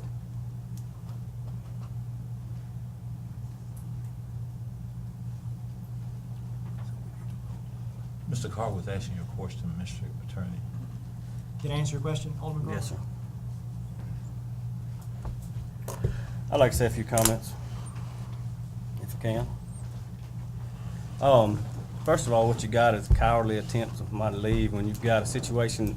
He's the mayor and a leader, and at this time, that's the most cowardly thing I've ever seen somebody do is walk out of a room and be anything like this. It's uncalled for. Still shooken up from that one. I apologize. There's so many things I want to say, but I'm keeping brief. I apologize if I didn't return every phone call. If you can imagine, the hundreds and hundreds I've gotten have been overwhelming. As anybody knows, and the new people at this board, the most calls I've ever gotten. With that, over 80 to 85% have still been in favor of this, so I know my constituents are behind me, and that's all I care about. No one's ever said this is an easy job, and I hate that the newer alderman had to sit through something like this at the first and second meeting, but I applaud you. I prayed about this started 2 or 3 years back. This is what the Lord wants me to do, and that's going to be one of my final comments also. But one of the saddest things I've noticed is the way that people choose this opportunity to throw stones at other people. And I've turned my cheek, and I'll continue to turn my cheek. We have the right under state law to craft and create, just as the President of the United States, the Governor of the Mississippi in every state, County Board of Supervisors, local levels of government. Everybody has the right to craft and create the team they want to work with for the next 4 years. It's something that normally is not even brought up more than one headline. Columbus Municipal School District approved 74 changes this week. I mean, it's not that uncommon. This is what we've done. It's hard to be on this side of the table. It's hard to do that, but 5 of us have come as a supermajority and said they support this. That alone in itself is the fact that the mayor, he's been speaking in nautical terms about jumping on ship, and we're at water's edge. We are at water's edge, and for him to jump ship like that is pretty cowardly. But I hope that as a community we can move past this. Great things are in store. You'll see great things in the next 4 years. The sky's not falling. The sky's getting bluer. And I just encourage each and every one of you to come here. I want these board meetings to be this packed each and every time we meet. Come voice your opinion. I'm fine with it. I'll continue to turn my cheek if you got something to say. I'm afraid to say too much because I'm afraid you're going to try to twist my words. I'm really disappointed in the dispatch. Really disappointed in the dispatch of sending in letters to the editor with our opinion, our view with no name, taking personal jabs at me or any of us. So I'm really disheartening the local media, especially the dispatch. And you can go on record. I'd like to make a motion. I move to override the mayoral veto of July the 9th, 2013 in accordance with Mississippi Code Section 21-3-15, and that the original motion, as stated, a motion not to reappoint D. Lynn Spruill to her position of Chief Administrative Officer, and that she be removed from her position effective immediately, provided that she has until 5 p.m. on July 3rd, 2013 to clean out her office and exit premise, be upheld and effective as originally stated by Alderman Ben Carver, duly seconded by Alderman David Little, and I've reduced that to writing. I can pass it down.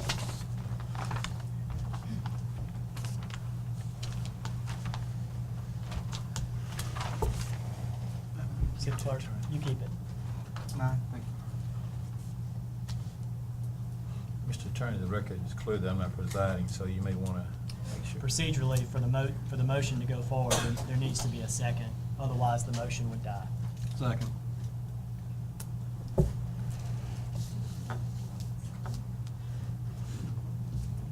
It's not up to me to chair the meeting, but under our code of parliamentary procedure, now would be the time for any more discussion or a vote. I would just like to say before we have take another vote tonight that everybody's opinion is valued, and it is important that this stays professional. We may disagree, but we have other decisions to make as we move forward. And tonight, I believe, is a critical moment in this board's tenure in terms of how we choose to move forward. Past experience is all we have. You look at the numbers of the last 8 years, tax numbers keep going up, and the taxes, ad valorem taxes, are staying relatively flat. The city's progressing. Before I can make a decision to terminate someone, I need to see evidence of what that person, how they're not completing their job in a professional manner. And in my capacity, I don't think this board's had that opportunity to do that. So I would urge my fellow board members to reconsider. And let's give a probationary period at minimum to see just how effective we can or can't work with Ms. Spruill in this case. And then revisit this matter when enough time has been passed that we can make an effective determination. Thank you.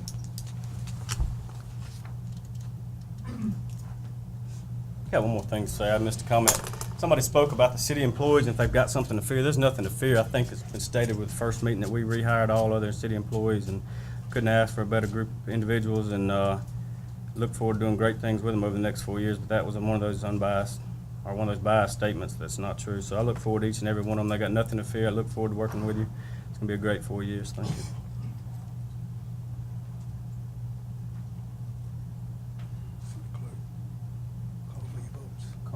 Call for a vote. your votes.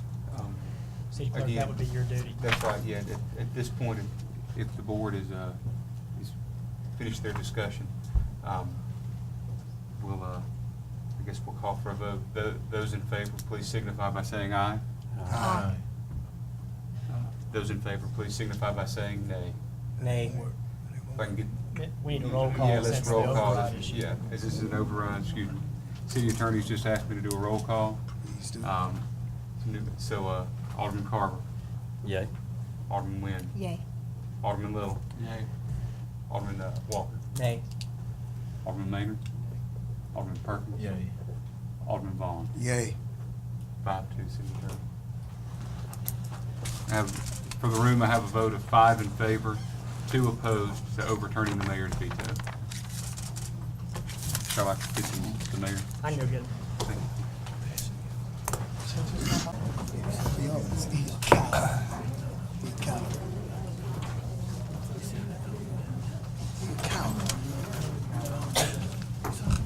Yes, sir. We have your business.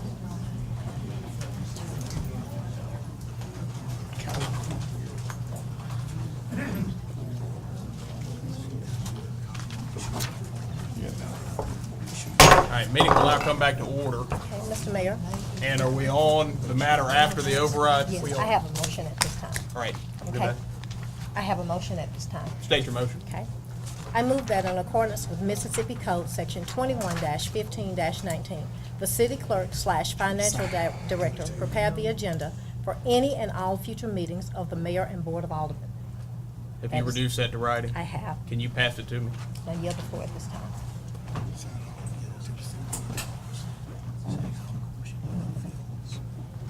All right, the motion, as previously stated by Alderman Nguyen, has been reduced to writing, and since it has been read and reduced to writing without objection, I will not reread it. Reread it. Please reread it. All right. Reread it. Shall I read it? I'll have the Couldn't hear clerk it. reread it. Okay. I move that in accordance with Mississippi Code Section 21-15-19, the city clerk/finance director prepare the agenda/municipal docket for any and all future meetings of the mayor and board of aldermen. All right, so the motion has been stated. Is there a second? Second. Motion has been seconded by Alderman Vaughn. Alderman Nguyen, do you wish to speak on the merits? I do not. Any discussion? Any discussion? Any discussion? Alderman Maynard?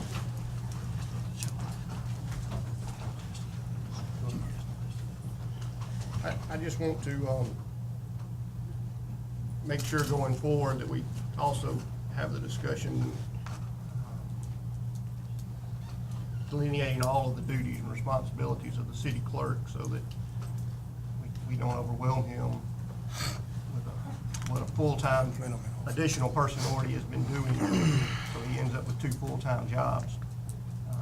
That can be a discussion for another time. I just want this board to be aware that we're putting essentially 40 hours of additional work on our clerk. We just need to be aware of that. Mr. Thank Mayor, you. may we recognize? You may. The board needs to proceed and adopt this motion in light of the vote it just took, but it's not unusual for the city clerk to prepare the agenda in absence of the chief administrative officer. That's how the city has functioned when there is no chief administrative officer. The clerk prepares the agenda, so that's consistent with that, but certainly we can do whatever you're asking later. Mr. Mayor, I have along with that, the question, it says until Is there, until that position is filled, until the CEO position is filled, the clerk will do that duty? Well, that remains, if the board adopts the motion, this can remain the order of the board until further notice. So, I mean, there's no urgency on the board to do anything else now, but, and the board can bring it up, in my opinion, at any time in the future, as to what other direction, if any, want to proceed. But for now, you know, in the absence of a CEO, the minutes have to be handled by the clerk, and the board can visit that issue whenever it desires at any time in the future. Further discussion? Any further discussion? Any further discussion? Any further discussion? Any further discussion? Seeing none, all those in favor, please signify by saying aye. Aye. All those opposed, please signify by saying nay. Measure clearly passes. All right, the next matter that you have on your agenda is the discussion and consideration of board members to liaison positions. Now, this is an open-ended matter. You have a list in your packet of all boards and commissions. You do not have to legally have a liaison to any of them, or you can have a liaison to all of them. Or certainly you can choose certain boards and commissions that you would like to have a liaison on because you deem them of such importance that you want a board member regularly reporting back to this board. So that's there. If you want to have a discussion about it now, certainly if you want to take any action, actually appointing liaisons, that's there as a matter of information to perhaps begin discussion. Is there any discussion desired on that topic now? Alderman Ball. Let's table this matter to a later date. All right, motion to Give table. us a chance to look at it and think about what we want to do. Motion to table's been made by Alderman Vaughn. Do I hear a second? Second. Motion's been seconded by Alderman Walker. It is not a debatable motion. All those in favor, please signify by raising your hand. All those opposed? It's unanimous. The next matter on the agenda is the consideration of the proposal, which is the only proposal submitted by PM Environmental.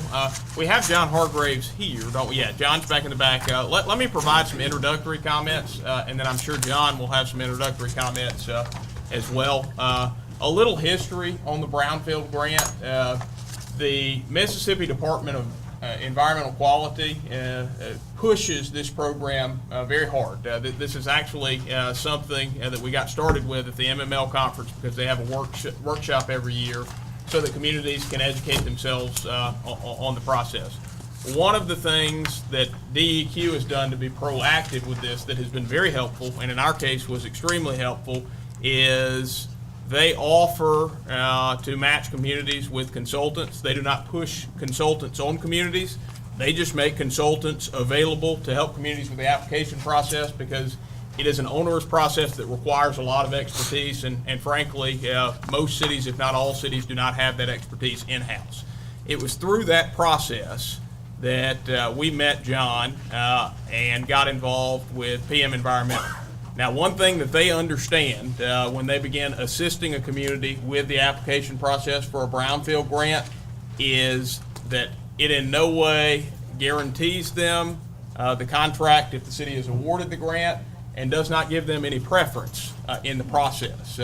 However, they do it as a business decision because it makes them most familiar with the grant that the city is applying for, hoping that in the event that the city is awarded a brownfield grant, their proposal for the work will stand on its own because of the familiarity they've developed with the project. So now PM and John are in the position where they have submitted the loan proposal to guide us through the process of implementing the $400,000 brownfield grant that we have. Mr. Hargrave, would you like to just provide a brief presentation on your proposal? Sure. My name is John Hargraves with PM Environmental. I'm the regional manager for the Mid-South region.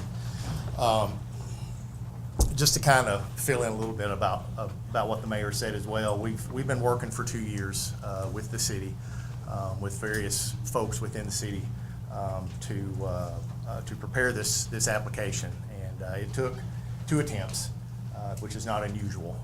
Not many happen on the first attempt.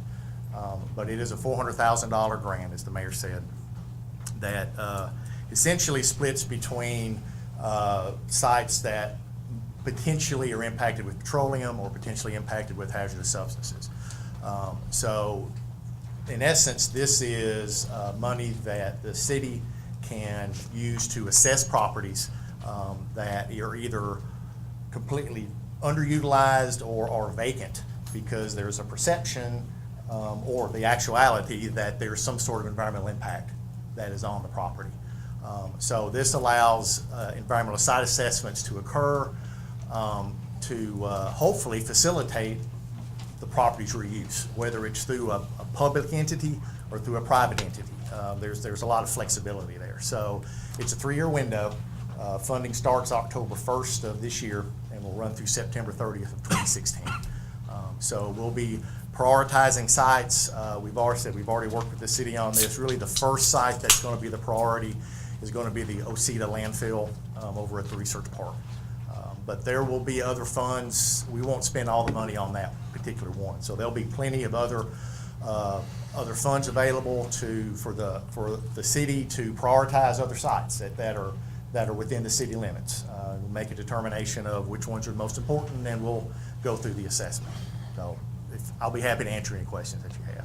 Questions or comments for Mr. Hargraves? Mr. Hargraves, what is step 2 after the assessment? Well, you do what we call a phase 1 environmental site assessment, which in essence is historical research. So we go through, we look at what the property was used for. Based on that, we can determine if there were certain chemicals that could have been used as part of that. And if we think there's a condition there that we should assess further, then we conduct a phase 2 environmental site assessment, which has to be approved through EPA, the work plan. And it's essentially drilling and collecting soil and groundwater samples to either confirm or deny that the condition that we found really had caused impact to the property or not. If everything's clean, then basically the property's ready for reuse at that point. Will this $400,000 allow us to get through phase 1 and 2? Yes, sir. Yes, sir. In fact, and the hope is that it will be multiple sites that you'll be able to do phase 1 and phase 2 on. We've done a lot of these grants within the Southeast. The average has been about, we've conducted maybe 11 phase 1s, 6 or 7 phase 2s. So it really, again, this comes back to the priority of the city and maybe some private entities as well, of which sites actually go through this. The hope is really for the city of Starkville or for any city that gets their first one. It's really tough to get the first one. Once you get the first one, it's a lot easier to get more. So if you go through the money and you still got properties to assess, you can go back and ask for more. You know, if you show that you have done well with what you have, EPA tends to give more successful communities those. The other thing that can come from this as well is if we find impact. Let's say we do this phase 2, we collect samples, we find some kind of impact. You mean pollution, asbestos? That's right. Leakage? Right, that's right. It could be asbestos, it could be some chemical that was used in the property that has leaked into the ground. Car washes. Yeah, it could be, I mean, it could just be about just about anything at this point. But that's right, that's what I'm talking about, is this grant also allows you to take the money and do a analysis to clean up. So with the phase 1 and the phase 2, we know what's there, and we have a quantifiable idea of what kind of impact is there. And then based on that, we can put numbers to our cleanup, and we can submit a plan that says it's going to cost X number of dollars to do a cleanup on it. If it's a city-owned property, then there's actually cleanup money that can be done later on that can be applied for. But that's where this thing hopefully becomes a perpetual situation. What if it's a private piece of property? Is there any kind of eminent domain involved with this process? Really, with this one, it's we deal both with public and private. With the private ownership, typically we work with the private owner. Many times it's the city employees that help us with that because they're more familiar with the people. We get site access, and if we find impact, then we're not, and nobody else really in this, we're not required to report anything. This is not like I'm going to come out and get you kind of process. We will work with them to try to determine if it's something that they want to try to do. Ideally, the sites that we want to assess, that the whole city wants to assess, are ones that are already on the market, or the owner, if it's a private entity, an owner is thinking already about selling it. So this just kind of helps perpetuate that process, You because said in your statements that you do a window survey. How would you know property for sale if it doesn't have a sign out there? Or it's Or really you word of actually- mouth. I you mean, go it's, word of mouth? yeah, and that's where community involvement really is a very heavy part of what this is once the funding gets started in October, we're going to do some public meetings. We'll see you down at the cafe in the morning. Hey, there you go. That's it. I mean, that's what I'm talking about. And so those are the things that we have to determine as part of all that is just talking about it. Just like you said, we get the citizens together and we decide, you know, a certain site up on the corner is a good one, or I've been thinking about selling it for years, but I was afraid of what I was going to find. So, you know, there's going to be a lot of community involvement, a lot of discussion about which sites should be prioritized.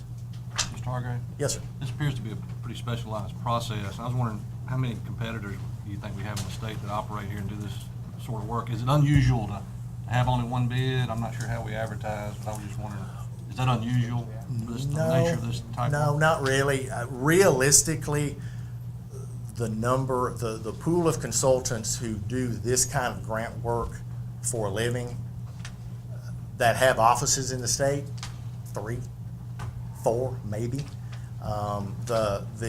The MML workshop that the mayor discussed, where we come in and advise communities, there's 6 consultants invited to come to that. 3 of them come from out of state, because there's not really anybody else. And that was really the reason that MTEQ did that, was because they weren't getting any awards in the state. And so the quality of the applications were not that great. So the director at MDEQ for the brownfields actually called some other folks from other states to come in. This was 6-7 years ago, and help try to boost up the quality. So, no, there's not one on every corner that does. It is a very specialized part of our group. And Mr. Hargraves, I don't know if you want to speak about this, but you had mentioned previously that it was the plan of PM to open an office in Yes. Starkville, regardless of whether you're selected. Yes, this was something that we have looked at for a long time. I've had an office in Jackson, Mississippi for 6 years now. I am from, my house is in North Alabama, around the Huntsville area. So I travel a lot. Jackson's a long way. And so Starkville's a lot closer. So this was an area that we had actually targeted even before you and I started our discussions about the grant, for us to come into this area. So this is a perfect time for us. I've actually got a lease that I need to sign. I want to get it signed tomorrow to start an office here in Starkville. And so it'll be a startup, but hopefully this is going to be, for us, a perpetual, where it won't be just this one, it'll be other things that we will do, and we'll be able to add staff in the near future. Will you look for impact at your office site? What's Will that? you look for impact at your office site? No. Well, hopefully they've already done that, because we're just signing a lease. So now, if we were buying a property, yeah, we would do it. Absolutely. Do you envision this part of a big thing going on right now, is the revitalization of downtown, and we've got a Highway 182 being in the process? Yes, absolutely. In Does this fact, I'm sorry. tie into, no, I'm saying that, can I tell my constituents that this ties into that whole revitalization project? Absolutely. And in fact, I don't know if you have a copy of the application, Mayor. I mean, not right away, but at some point I can supply and show that to you, that one of the target areas outside of the Osita site, because it was the one that everybody wanted. The second one we looked at was the Highway 182 corridor. So that was specifically in the grant as one that we want to look at. So it's important for us and you and your constituents to really talk about that area and which sites we think are viable to try to assess and redevelop. Thank you. And the application is on file in the clerk's office, if anybody ever wants to look at it. It's really a fantastic application, just for general information purposes about the city. I'll tell you, 2 years ago, PM helped us with an application, but we didn't do so hot that first year. And we actually went and sat in the workshop where you have an opportunity to review with DEQ and EPA officials the deficiencies of your application. We came back and these guys really worked it last fall. And that application, just in terms of what it says about the city, is full of information that I find very helpful. So I would encourage you to get a chance to look at it. Mr. Mayor, I think it's great that y'all brought us this far and that you're planning to relocate to the city and bring a business here into town. It's going to be a wonderful asset. And Mr. Mayor, with that, I move approval of accepting the proposal of PM Environmental as consultant for the Brownfield Assessment Grant. Motion has been made by Alderman Little to accept the proposal from PM Environmental, the only bidder as presented as consultants for the Brownfield Assessment Grant. Alderman Little, is that your motion? Yes, it is. Do I hear a second? Second. Motion has been seconded by Alderman Carver. Alderman Little, do you wish to speak on the merits? I do not. Discussion? Any discussion? Any discussion? Any discussion? Seeing none. All those in favor, please signify by saying aye. Aye. All those opposed, please signify by saying nay. Measure clearly passes. The next matter on the agenda is, that's going to take us all the way to Cotton Mill matters. Cotton Mill team, I've got board members that are passing me notes for recess. You guys have waited patiently. Do you mind if we take a quick recess before we take these matters up? All right, without objection, we'll go into a brief recess. Any objection? Any objection? Seeing none, we'll stand in recess. It's like Worley's election.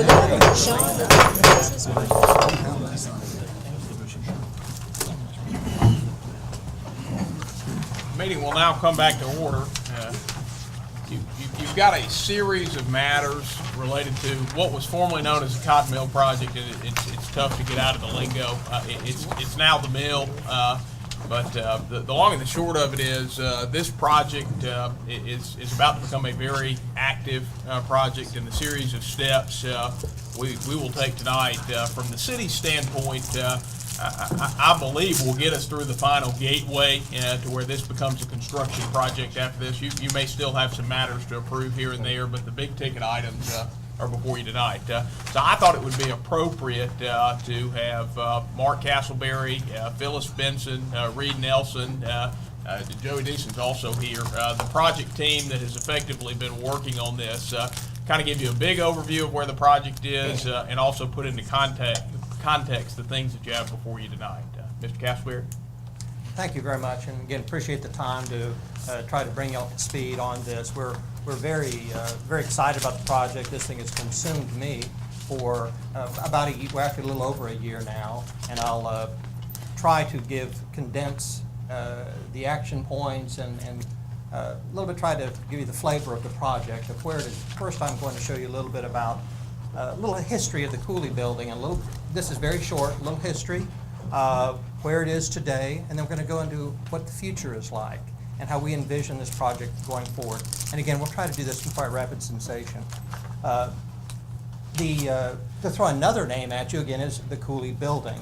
As Mayor Wiseman said, the former name of the Cotton Mill, the official names now by Mississippi State are the Mill at MSU, or the Mill at Mississippi State. Our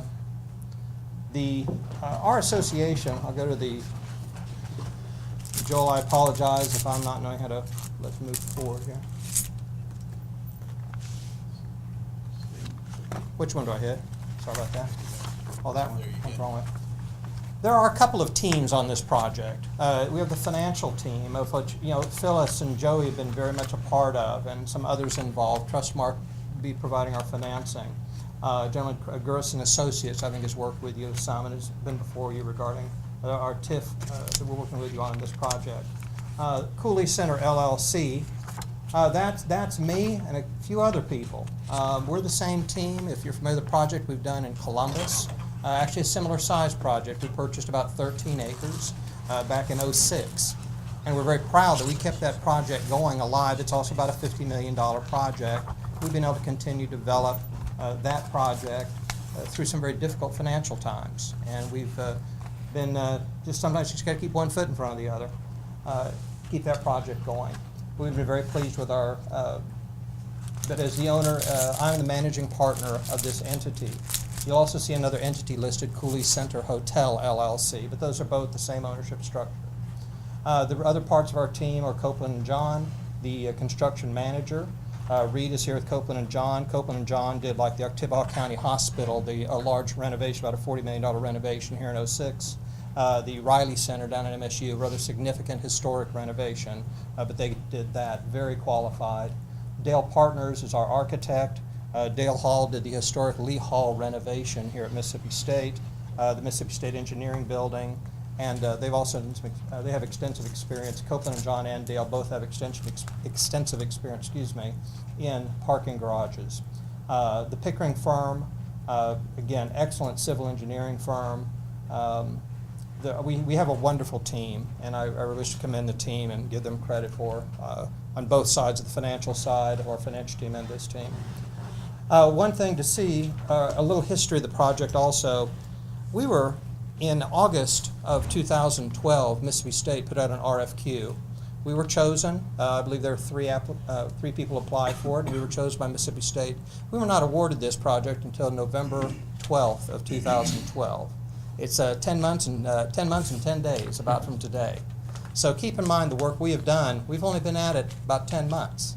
And we've made, I feel very good again about the progress we've made.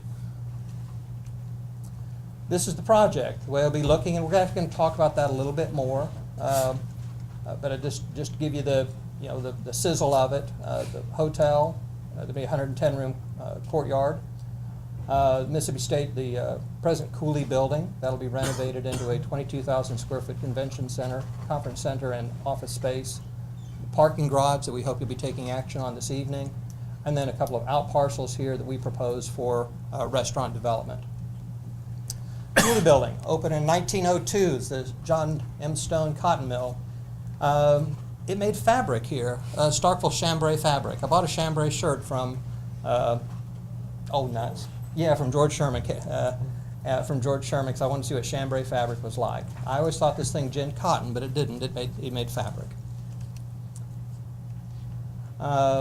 This was the original building, a 1925 map. This was called Snaky Pond. Was on one of the maps. You had a little church there with no heats or light or electricity, and a little school up in the corner. Had a railroad that went right into it. This is what, these photographs were taken. Some of these are strictly identified as Southern Mills. We don't know if this was actually, there's one shot in here we do know is this building. But to give you, these could be in this building. The architecture is very similar.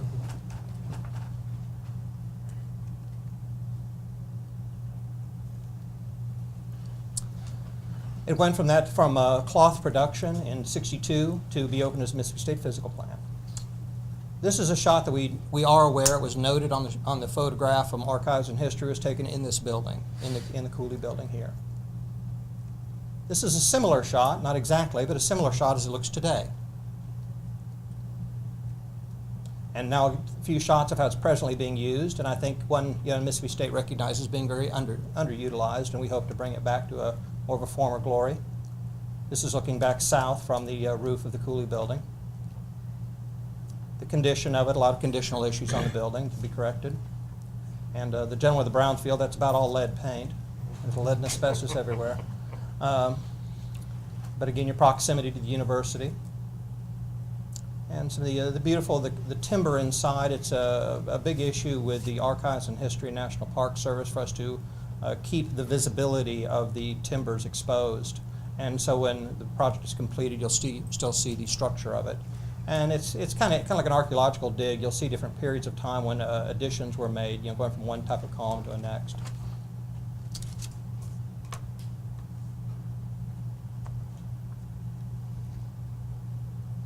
But again, just present use by Mississippi State. Beautiful big old thick pine floors. The interior office now. From the exterior, the National Park Service, they're saying it was an industrial building and needs to remain looking like an industrial building, so like they will restrict us on the amount of landscaping we can put out in front. So when the project is completed and you don't see it landscaped like you'd like it, don't blame me. But still a beautiful building, and the visibility of the building will remain unblocked per National Park requirement. As I stated, the Cooley building, we know, I think also, when the RFQ was put up in Mississippi State, one of the requirements of it was that we want this building to be a bridge to the university, a gateway to the university and a bridge to the community. We've always talked about the Cotton District. Everybody knows about the Cotton District in Starkville. Sometimes you miss the obvious. Well, the Cotton District, of course, this was where the people ate, lived, and things that worked in the cotton mill, in the cotton building. And then there's also the old gin that used to be here. So I think turning this back into a center for the community, also this development, I believe, is definitely going to spur the development on the adjoining property. This presently has private ownership, that you'll see a significant renaissance of the community and really tying back in this heart of Starkville. Here's an early, again, what I'm showing you here is more conceptual, but probably not too far off, of how the interior of the Cooley building will look. As we said, the columns you'll see the structure will still be exposed. The windows and such will remain as they are, except rebuilt and some issues, of course, everything corrected. But very open, it'll have a very open feel to it. The first floor, as I said, you walk in there at the tower from the front, ballroom. This room will seat approximately 1,000 people in classroom-style seating, and then there'll be breakout spaces, for those 1,000 people in various places. Then there'll be good Class A office space there on the balance of the first floor. The second floor will also be all Class A office space, and then the basement. The basement will actually be more now the kitchen for the conference center and back of house services for the conference center, and also mechanical heating, air conditioning systems. This is a picture of the original mill owner. So if there's, again, I'm trying to move rather quickly. But do you have any questions about kind of the past, of the project, and I'll want to go into what the future of it's going to look like. Any questions or comments at this point for Mr. Castleberry? How many total conference rooms? You got the big ballroom, and how many breakout rooms? Ballroom and 7 breakout rooms. I think it's the way it's presently programmed. There's 3 kind of larger breakout rooms, and there's 4, maybe 5 smaller ones. Can the ballroom be divided? The ballroom will be divided into 3 different, 3 sections, and obviously you could put 2 of those together, so the combinations. But yes, it'll have 3 major sections, and then you can slice and dice those, appropriately. Any further questions or comments before Mr. Castleberry proceeds? Sorry about this. But again, the general just go back through the layout of the project. A lot of the entrance will be back here, this entry, the arrival court. This will also have drop-off capacity for the shuttle. So we believe this will be a center for people I apologize. People coming into the community and using public transportation. We'll have a drop-off area. There'll be a restroom, or restrooms here in it. So again, if you've made your commute in, there'll be restrooms available. This will be covered walkway from the back of the Cooley building to into the hotel, or then even covered. You could even get all the way back to the parking garage.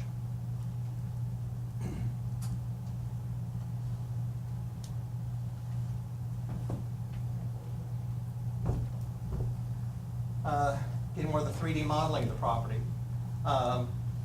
Again, the Cooley building is basically unchanged. The parking garage is a 3-deck. Now, a parking garage is not nearly as tall as a 3-story building. So the height at the tallest point of the parking garage, I believe that's 24 feet, is what I've been told. On this side of the parking structure, due to the topography of the land, one level is underground at that point. So you're only going to be seeing about 16 feet. Not really, about a single-story building from at this point. So aesthetically, I think it'll have a real clean look. It'll not be overpowering. It is a large structure, but I think, again, the architect's just done a tremendous job on placing it. You'll go down this boulevard. They've actually taken this structure, moved it in a little bit, so when you enter, you'll have a nice tree-lined boulevard and a very, very nice sense of entrance.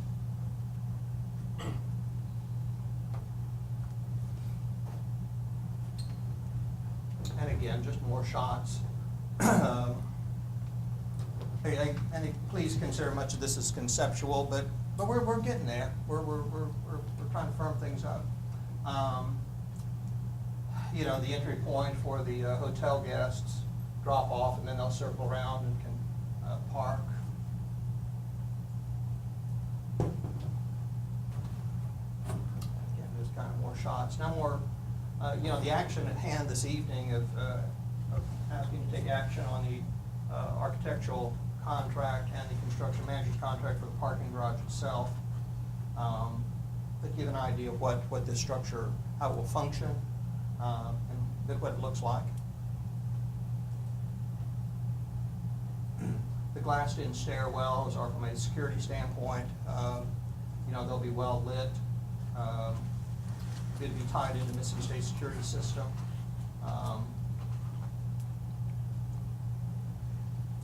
And that's the last of it.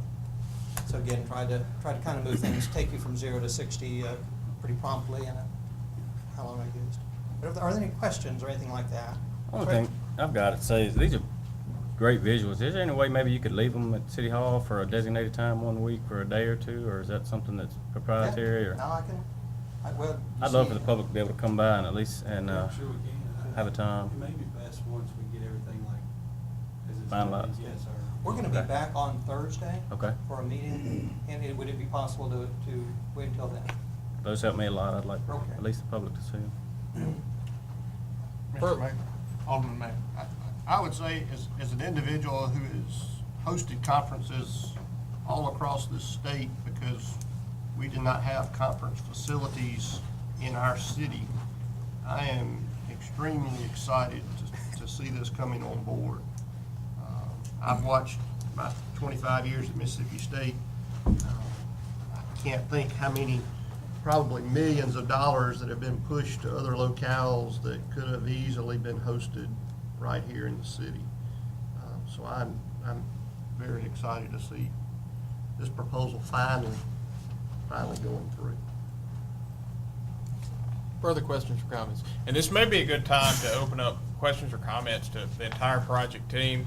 You may want to wait until topically we're discussing each one of the documents, but I guess let me offer some comments and see if that spurs some discussion. Conceptually, the way this all works is it is mostly a private development.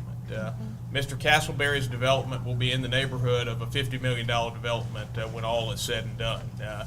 The city's portion of this project that is relevant beyond our tax increment financing package, which has previously been approved, is the parking deck. Yeah. And this is a CDBG project. It's a 100% CDBG grant for $8 million. So that will be built simultaneously to Mr. Castleberry's private development and is very much critical to service his private development to make his concept viable. So even though that piece of it is a city piece, it functions with everything else to make this project go. And all of the materials that we are reviewing tonight deal with that piece. Now specifically, the way that works is you've got two contracts on the agenda tonight. One is from the architect, one is from the construction management group. Those have both come previously through a request for proposals process where the construction manager and the architect were selected. We've been through a rather intense negotiation period, and the city attorney has done a fantastic job, along with counsel to the developer, in getting those documents negotiated very tightly, and I believe putting the city in a very protected position in terms of making sure that this project gets handled without the city incurring any liability. In addition to that, you have a budget modification that is there for the construction manager due to some misunderstanding in the early going as to how this construction manager process works, because having a construction manager is a little bit atypical. Not atypical on a large project, but atypical on a general construction project. The way a construction project, that's a public project, would often proceed is directly to bidding when you have a general contractor. In this case, the construction manager will take us through the process of selecting a general contractor. So there were some fees that would ordinarily be a general contractor's that weren't accounted for in the construction manager line item. Mr. Nelson, is that Correct, Mayor. okay? So you have that budget modification, and the final series of documents you have are related to ownership and use of the parking deck. We have also been through a tedious series of negotiations with Mississippi State on ultimate ownership of the parking deck. And a critical issue to all of this is that this is being built on university property. So I guess there's two critical issues. First of all, it's being built on university property, and second, this is going to be a monster of an asset to maintain and operate over its usable life. So the way we have sought to address those issues is we have a bit of a problem with it being on university property because the city has to have the ownership interest of where the garage is that we're going to build. And the university, like the city, is bound to take fair market value only, as defined by the average of two appraisals, to sell that property to the city.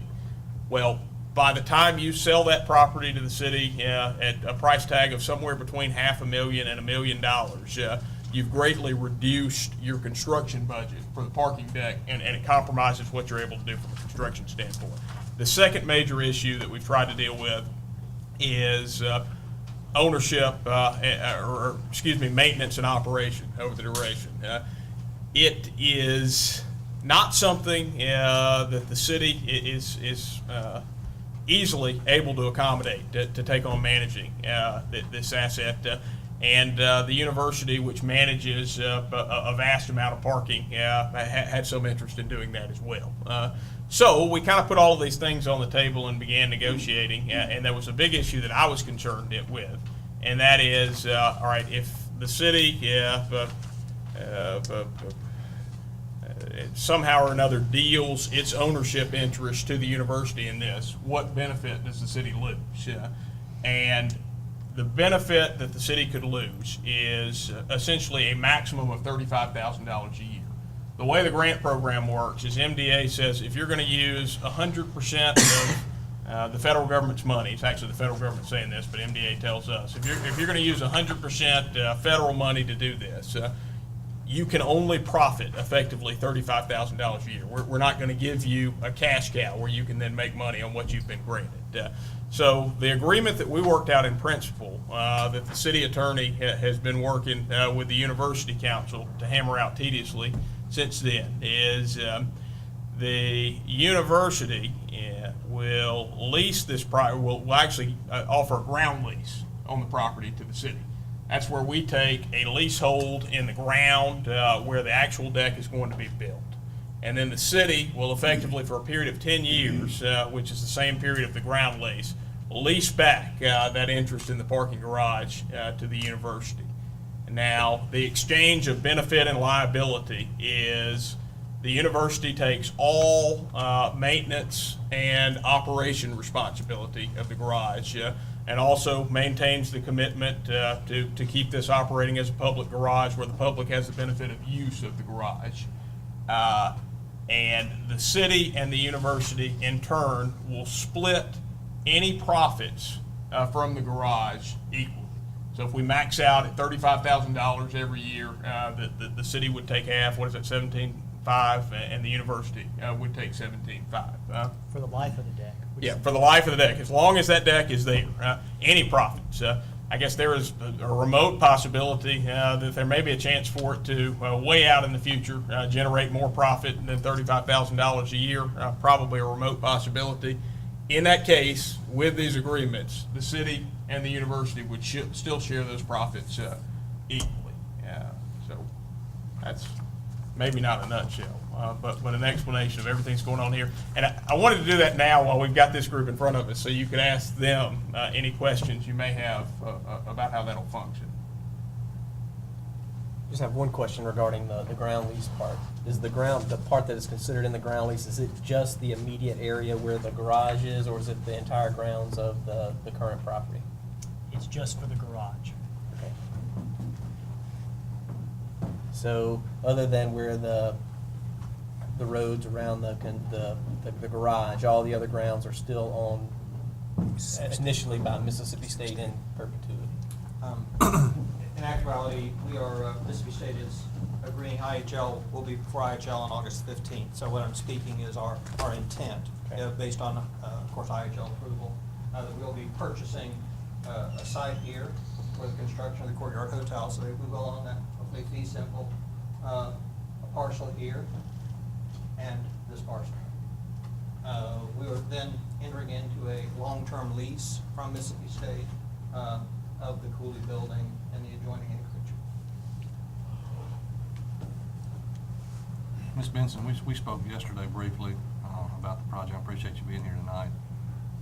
We as a city are taking on an $8 million risk, right, with the grant money that will be funneled in to take care of that liability. Is there, what risk is there? I know this is Katrina money. You said it's been there for a while, and we need to act to move this forward to get this process rolling. We do. And what, that's a lot of money, and as far as risk to the city with that grant money, could you explain that a little bit? Sure. The grant was made available to the city of Starkville. It's an $8 million grant, and typically you're not going to see that much money under the regular Community Development Block Grant Program. In fact, when Congress appropriates money every year to HUD, U.S. Department of Housing and Urban Development, they divvy up the money among the states. The state of Mississippi this year received approximately $24 million for the entire state, with the exception of the entitlement communities, which are municipalities with a population of 50,000 or greater. So, you're looking at 24 million versus the 5.4 billion that was appropriated for Hurricane Katrina. Obviously the bulk of that money went to the Gulf Coast counties. However, there were the 49 GO-zone counties that were able to participate in the money. 3 of our 7 counties were designated within that GO-zone, that being Choctaw, Lowndes, and Oktibbeha. And there are were very few opportunities for this area to participate in that funding. Fortunately, this project fit the bill. It was an opportunity for you to get a good chunk of change. But with that money comes a great deal of responsibility. There was a memorandum of agreement that was executed between the city and the developer. And we all know earlier there was another developer. That first project, the $8 million, came with a $77 million commitment from the developer. That has been decreased to $40 million for Mr. Castleberry, simply because we're in a different economy. It's just the nature of the beast. We're with a more realistic project now that is doable. The project was funded because of job creation. Jobs theoretically were being made available to persons that were displaced or could have been displaced by Katrina. He, as with the previous developer, has committed to the creation of 152 jobs. In order to be compliant with the HUD guidelines, 51% of those jobs have to be made available to persons of low to moderate income. So you're responsible for the $8 million and the construction of the parking deck. He's responsible for investing $40 million and creating 152 jobs. Okay? That's what the memorandum of agreement says. That's what ties the two entities together. Should, for any reason, he default in some form or fashion, the memorandum of agreement states that he has to make whole. So, you on the other hand are pretty much, you're sailing the ship. You are ultimately responsible for that $8 million. You have to ensure that he does what he's supposed to do. There's been some discussion as to whether or not, what if he's not able to get his financing in order, which was a problem with the first developer. MDA's not going to release the construction dollars until we can show that his private financing is in place. You're not going to sign a construction contract until you know that he's good for the project. He, on the other hand, can't move forward until he's got a strong commitment from you, because he needs that parking deck. So you're gonna have to work hand in hand.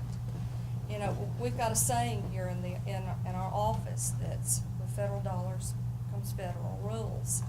And that's why the planning and development districts were put in place. You know, at one time, I hate that I didn't get to do my, when Johnson declared war on poverty speech tonight, but we'll spare you. You know, at one time, there was a lot of money out there.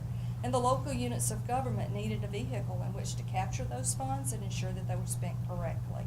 And so therefore, the planning and development districts were put into place to do that. So myself, George Crawford, and Spencer Brooks are all working collectively to make sure that all I's are dotted, all T's are crossed. Because what have I always said, Alderman Perkins? I am too young to retire, but too old to be marketable. That's what you said. You know, I do not look good in stripes. I'm not going to the house over this one, you know? So, we're here to make sure that everybody does what they're supposed to do. So, while, you know, there's a certain level of trust, but at the same time, you've got each other over the barrel, so. Don't we have some time constraints also? You do. The mayor signed Could you elaborate a little bit on signed that? the grant agreement in December of 2010. And you know, it's been a while since Katrina took place. 8 years next month? HUD is breathing down MDA's neck to get this money out. And, you know, gosh, if somebody gave me $5.4 billion, I could spend it. But to spend it in the manner that it has to be spent is you know, it's a daunting task. And there are still projects on the coast that need money. You know, there was the Sandy hurricane storm, whatever, that came through. It needed money, and here the state of Mississippi was sitting on $8 million in Starkville. And HUD wants to know why. And, you know, there's always somebody breathing down our throats. You know, you're looking at me, there's someone looking over my shoulder at the state level, then there's someone, you know, it goes on up the food chain. So we're all in this together, but they want us to spend money, and they want us to spend money quick. So. This may be a good time to let Joey weigh in, and I know you weren't prepared for that. Joey worked at MDA prior to coming to the area. Joey, can you speak to how often a city gets forced into repayment of a CDBG economic development grant like this? Mayor, it does occur. I think the point that you guys need to take into account tonight is, number one, you don't get $8 million every year, okay, and that's gonna be a very rare occurrence. There were how many counties that were in the hurricane zone, Phyllis? 49.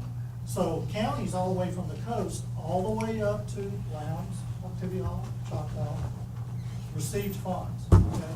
This was your shot to make use of those funds to create jobs, create economic development, and have investment, okay?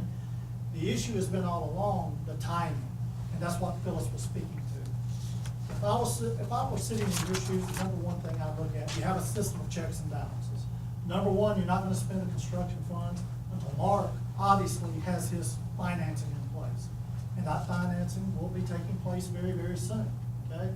So, and you have Phyllis there as well, who's the gatekeeper to those doors and the checkbooks as well. So you know that she's gonna take care of the money.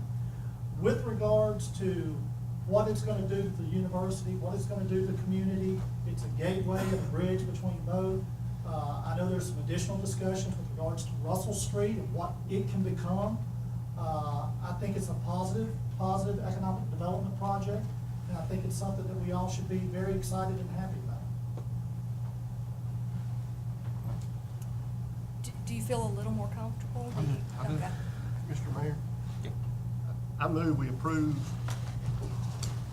the use and operation agreement for the Cotton Mill Parking Garage in accordance with Mississippi Code 4335-503. All right, and do we have all documents as they were in the packet on these? Okay. Except the construction manager contract. And the version at the table is important for one reason, and that is because the only change made to that version as compared to the version you had in your packet is they reduced their fee from $4,000 or $437,270 to $432,570. And that was just a typo on their part in getting the document to us based on the latest rounds of negotiation. So that's the only difference, is that they gave us a bit of a price break. So that document, which is not up yet, is the only one that will deviate from what's in your packet. So it's at the table, though.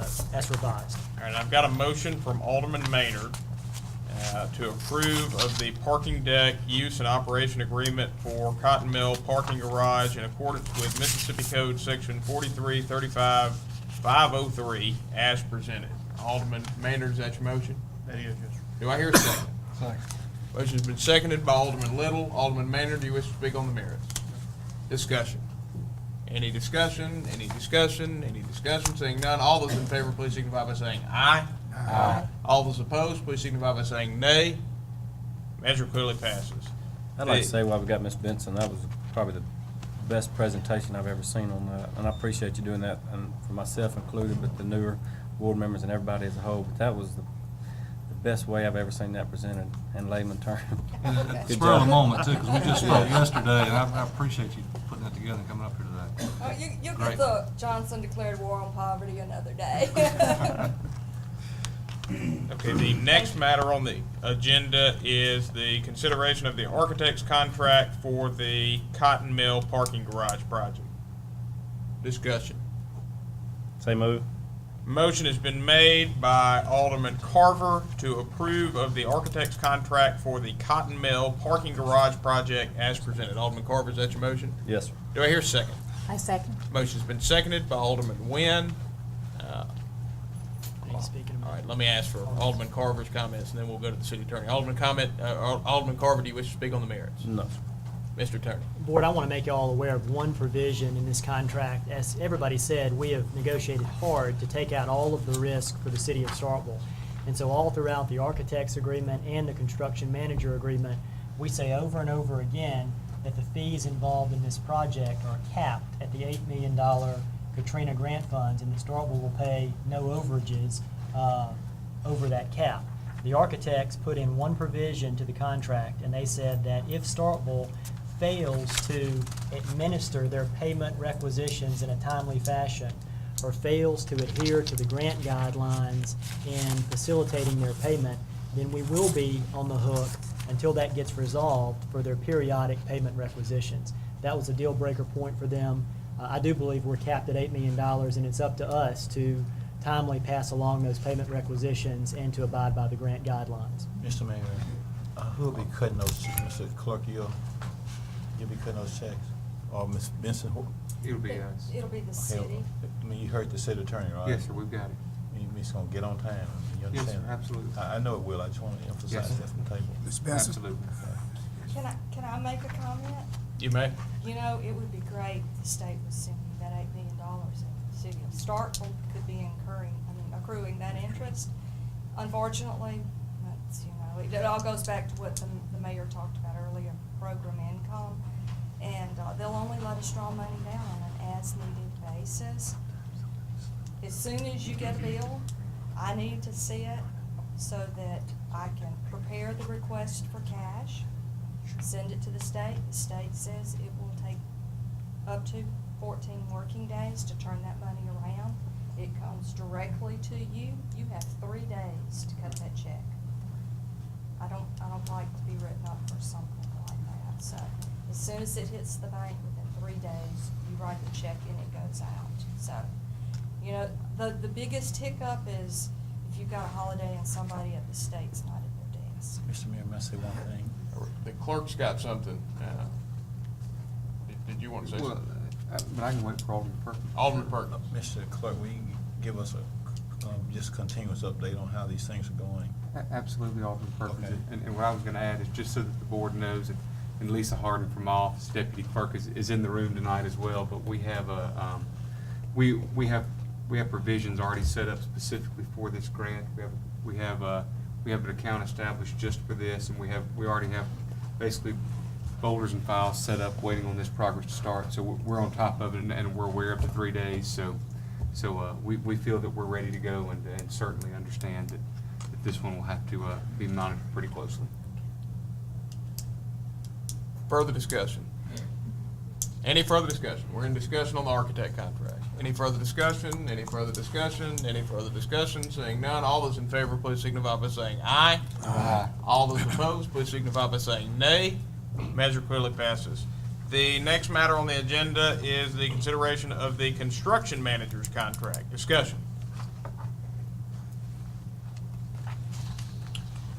Mayor, I move that we move approval of the construction manager's contract for the Cotton Mill project contingent upon MDA's approval of budget modification number 2. I've written that out. All right, and that motion pertains to the construction manager's contract that was presented on the table, correct? Correct. All right. My understanding is MDA has to approve that budget. prior to Otherwise, the contract would be invalid. Correct. Or it would obligate us more than the grant allows. That would be correct, yes, sir. I don't want to get written up before you can get started, please. The motion that has been made by Alderman Maynard is to approve of the construction manager contract for the Cotton Mill project as presented on the table, consistent upon MDA approval of budget modification number 2. Alderman Maynard, is that your motion? It is. Do I hear a second? Second. Motion's been seconded by Alderman Little. Alderman Maynard, do you wish to speak on the merits? Any discussion? Mayor, I need to say a couple of words about this contract too, to make sure y'all understand the risk built in it. This is a construction management contract, but it's not a construction manager at risk contract because statutory law won't allow that situation with this particular project. The bottom line is the money value is not as high for a construction manager at risk contract. Normally, or I should say the way it was done primarily until somewhat recently, is that you would have a prime contractor that would guarantee in a contract how much the building was going to cost, what the specs were, and the time they were going to bring it in for construction. We don't have that here. We have a construction manager saying that this is what we're going to do to manage the project and make sure that these things happen the way Starkville wants them to happen. Throughout the construction manager contract, we have, again, that language to say that all payments related to this project will be capped at the $8 million grant funds, and Starkville will pay no overage. But what we don't have at this point is we don't have any party guaranteeing that they'll bring the project in under $8 million. However, Copeland Johns has assured us that the contracts with the subs that they use for the grubbing, for the structural work, and for the foundation work, the specs will be written in that they guarantee that they bring in their portion by a capped amount, so the $8 million funds will never be exceeded. Is that right, Mr. Nelson? Yes, sir. Okay, anything to add to that, to give the board assurance that that $8 million cap will never be broken? Well, I mean, we've been through countless, days of visiting with the city attorney who, not catering in the audience, I do want to tell each of them, I think Chris has done a great job. It's been a pleasure to work with our firm and our counsel, Sam McKinley. What your attorney's telling you is I understand is in fact true, and we've also taken that back another step, another measure of putting some policies and procedures in place to keep it in that $8 million allowance of funds. So we're very confident. Council, I think, is very confident, and we're just excited y'all selected us and look forward to getting to work.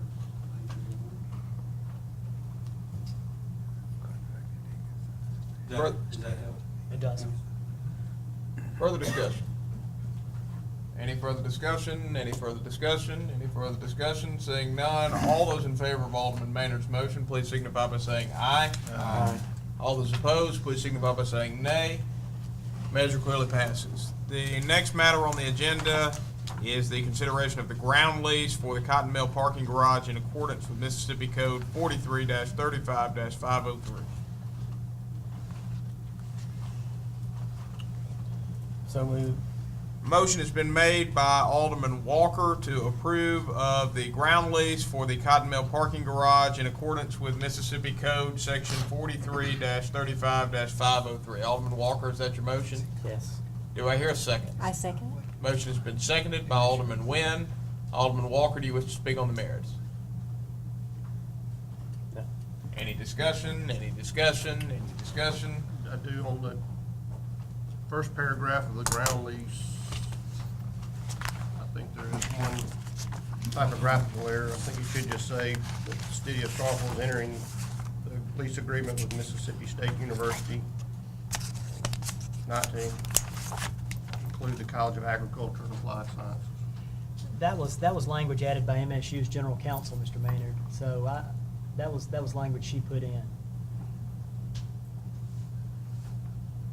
Then it probably needs to,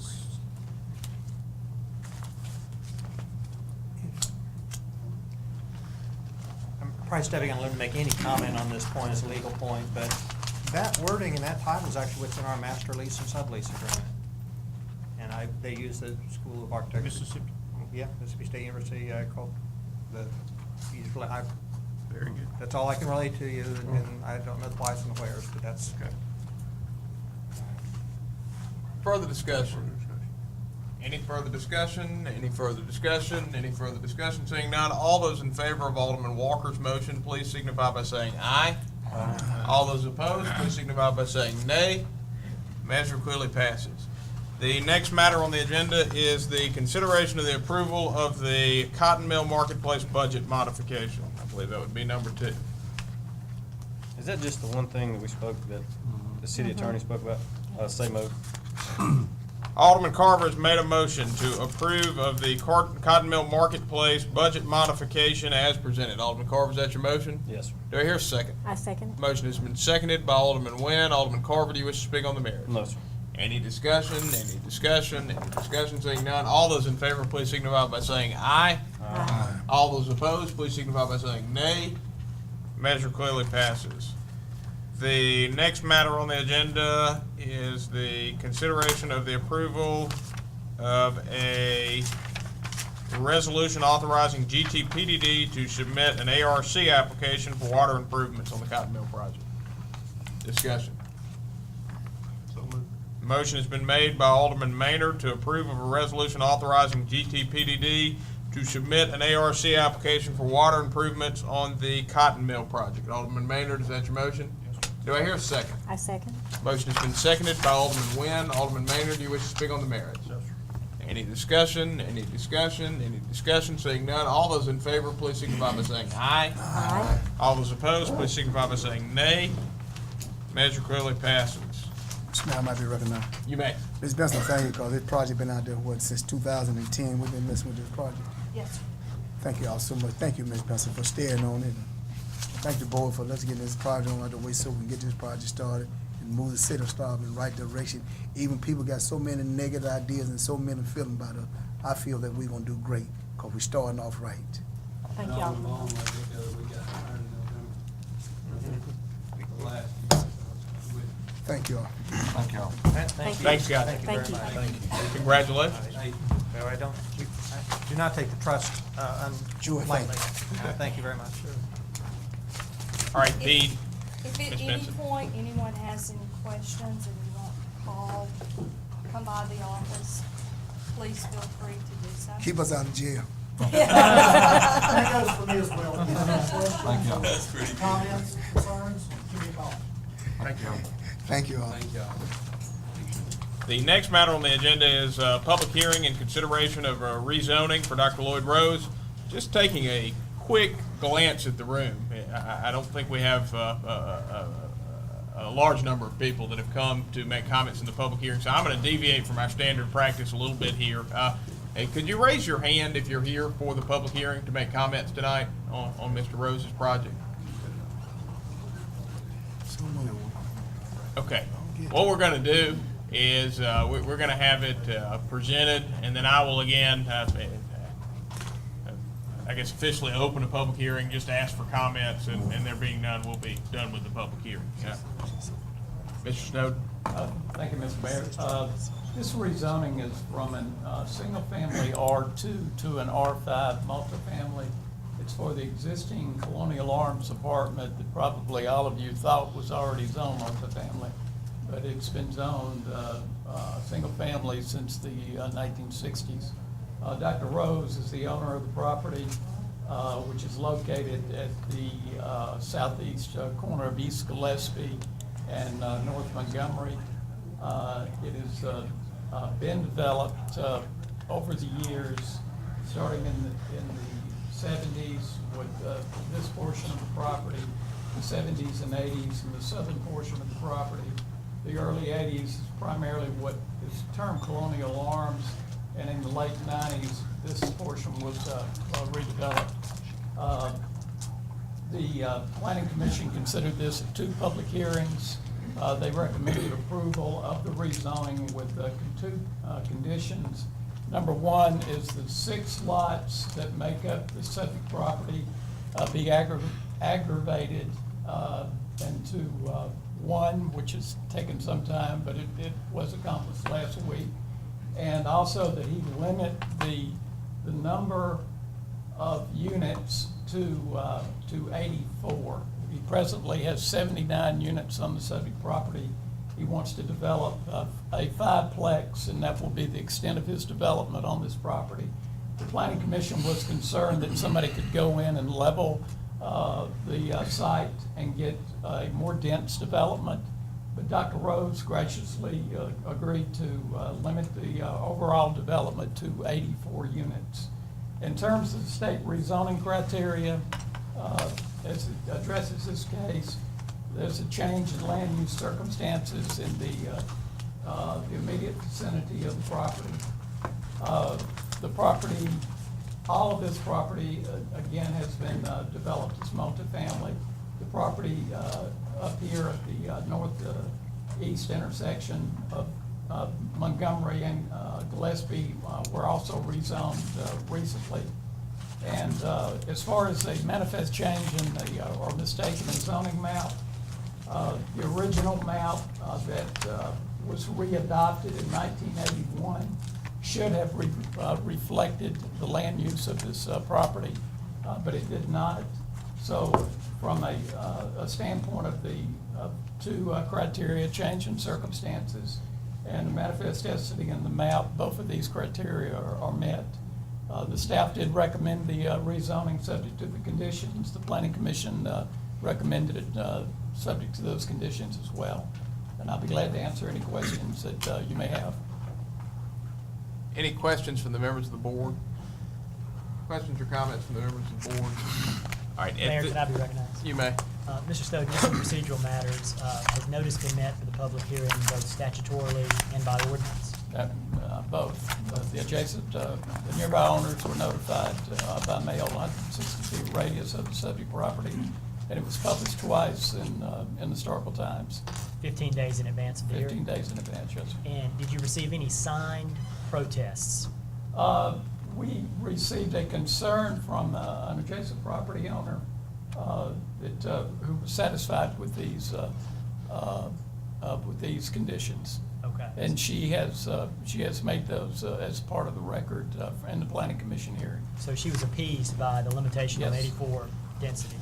As she said repeatedly, as long as Dr. Rose is the owner of the property, she's satisfied. Now, you mentioned you believe that error is a proper criteria for the rezoning and change. Did you want to speak to public? Well, the public need is also met because since the 1970s, over a 40-year period, this property has been rented and has been used as multifamily. And the adjoining property to the northeast was also rezoned to multifamily. So there is a need for that type of housing in this area. So I would say all 3 criteria are equally met. So the board could travel under error, or it could travel under change and need, or it could travel under both? Yes, sir. Thank you.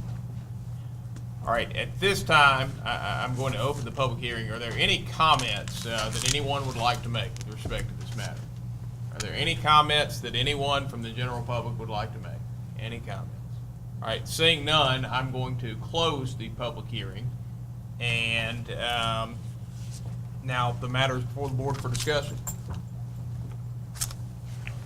And this would probably be a good time to let the city attorney do a little housekeeping on how a rezoning matter is to be addressed. You have some specific criteria, and you just heard a discussion of that, but specifically, maybe articulate what a clean motion on a rezoning matter looks like. Sure.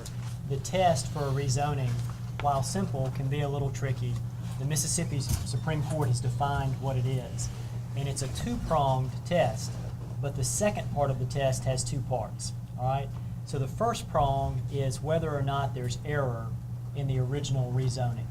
And you've heard Mr. Snowden say that when this property was zoned in 81 or 82, it didn't take into account the multifamily aspect of it, so they just slapped R2 down there instead of R5. If you believe that was an error by the city and the city needs to rectify that error, that can be a basis for a rezoning. That's prong number one, and that can stand on its own if you didn't want to go any further. Prong number two is a twofold inquiry. The first question in prong number two is whether there's been a change in the neighborhood sufficient in your mind to justify the proposed rezoning.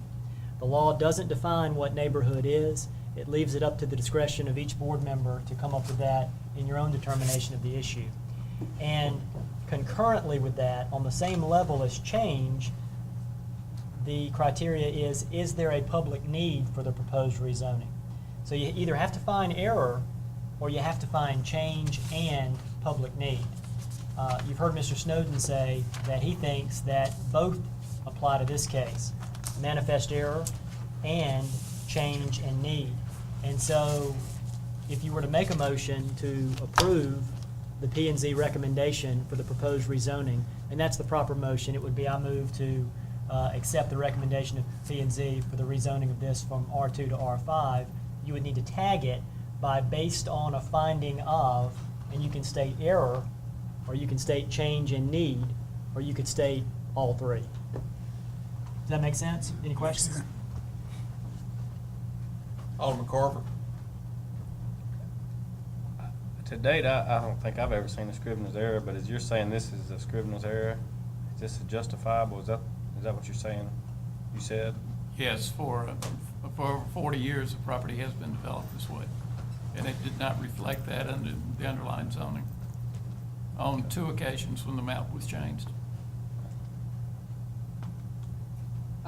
I would agree. I would believe that the safest route for us to travel here is the manifest error course. That's clearly what is there, and when this was presented, I've seen this a couple times, so first time seeing it here. Well, planning and zoning, when it was presented the first go around, it was to ensure that what was there was not R2, that meet the R2 criteria. So it was to ensure that whatever they were asking for the rezoning was based on what was actually there. And so we had Mr. Snowden and the applicant went back and looked to see if in fact R5 is what should be there, or R3 or R4 based on the existing condition. And with that, what is there, it meets the R5 criteria. So in 81, if those things were already developed right there, it should have been R5 or an equivalent zoning at that time, and it was not changed. So to me, that's error in the map. And let me make one more point that I forgot to make, and that is that this board is not bound by the recommendation of the P&Z. Planning and Zoning Commission is a strictly advisory body. If this board doesn't follow their recommendation and the issue gets litigated, often the first argument is, well, the board didn't follow the P&Z. And the court will give that whatever weight the court deems fit under those particular facts and circumstances. But by law, the board's not bound by following the recommendation of the P&Z. Discussion. Alderman Walker, not to put you on the spot, but since you come to us Yeah. from P&Z, you're probably more seasoned in making these motions No, than I anybody would else. make a motion to approve this request with the condition of as the manifest error tag at the end. Alderman Walker has made a motion to approve the recommendation of the Planning and Zoning Commission with a finding of fact that it is based upon manifest error in the zoning map. Alderman Walker, is that your motion? Yes. Do I hear a second? Second. Motion's been seconded by Alderman Vaughn. Alderman Walker, do you wish to speak on, or Do you have something, Mr. Snowden? Does that include the 84 limitation? With the conditions With imposed the by the condition, P&Z. right, with the condition. And you also can add public need in there because it's a public need. So you can go to error step, then you still can add with the public need in there. Why don't you just add, make that motion with those two? The error and the public need. Well, if you add public need, you have to add change too. Change goes with public Put the need. change then, because it's there. Don't you agree? City Attorney? No, that's up to y'all to find the facts on that, Alderman. Board members, don't you agree? The change is there? I think that's a little hard, to me, that's a little harder to prove that change is there in terms of what area. And what's even harder for me to prove is the public need component is harder to show clear evidence that's been presented that there is public need, but I think what is without question that there is error in the map. With the error and then with the condition that they have. Mr. Mayor, vote recognized. Did I get a second on that? Yeah, I gave you a second. Okay. Alderman Perkins. Mr. Snowden, you're 100% confident that there exists an error in the zoning with regard to a specific matter. I am 100% confident there's an error. Well, if you're 100% confident, then that motion should stand then, okay? So, I'm ready to vote, Mr. Mayor. Any further discussion? Any further discussion? Any further discussion? Saying none, all those in favor, please signify by saying aye. Aye. All those opposed, please signify by saying nay. Measure clearly passes. Congratulations, Dr. Rose. All right, the next matter on the agenda is the consideration of the approval of the claims docket for all departments except for the fire department. Discussion. I noticed while reviewing the claim docket over the weekend that there were some bills from my wife's employer, Dutch Lubricants, so I'm gonna recuse myself at this Okay. time. We'll give Alderman Little a moment to exit the room. Any further recusals? All right, discussion. Discussion on the claims docket. Say move. Motion has been made by Alderman Carver to approve of the City of Starkville claims docket for all departments except for the fire department as of July 18th, 2013. Alderman Carver, is that your motion? Yes, sir. Do I hear a second? Second. Motion has been seconded by Alderman Maynard. Alderman Carver, do you wish to speak on the merits? No, sir. Any discussion? Any discussion? Any discussion? Any discussion? Seeing none, all those in favor of the approval of the claims docket, please signify by raising your hand. All those opposed, please signify by raising your hand. By a vote of 4 in favor with 2 against, this measure passes.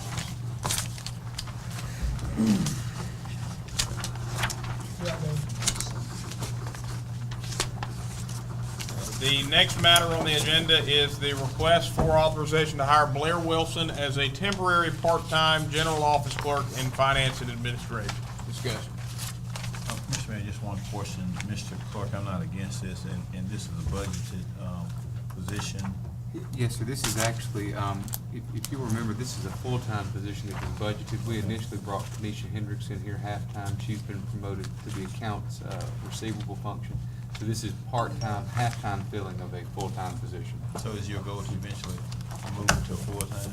But if she'll stay with us. Blair is the young lady. She's been an intern in our office. You know, you've probably seen her around City Hall. But I think that she would be a great asset to the city somewhere. I don't know if it'll be in my office, but she's very talented, and we'd love to. Mr. Mayor, I'm gonna move approval of this request. Motion has been made by Alderman Perkins to authorize the hire of Blair Wilson as a temporary part-time general office clerk in finance and administration as presented. Alderman Perkins, is that your motion? Yes, sir. Do I hear a second? I second. Motion has been seconded by Alderman Nguyen. Alderman Perkins, do you wish to speak on the merits? No, sir. Any discussion? Any discussion? Any discussion? Seeing none, all those in favor, please signify by saying aye. Aye. All those opposed, please signify by saying nay. Measure clearly passes. The next matter on the agenda is the request for ratification on a notice to proceed with Clearwater. That marries nicely with the executive session materials. Missed one. Oh, Missed one.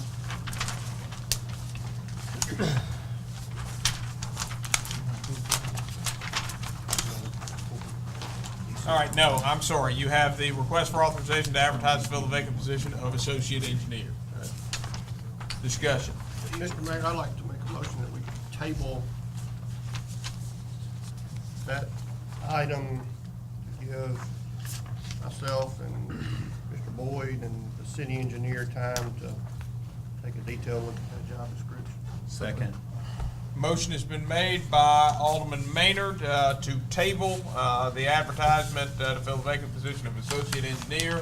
Been seconded by Alderman Perkins. It is not a debatable matter. All those in favor, please signify by raising your hand. All those opposed, please signify. As you know. All right, now you have the ratification of Clearwater, which is a part of the subject matter scheduled for executive session.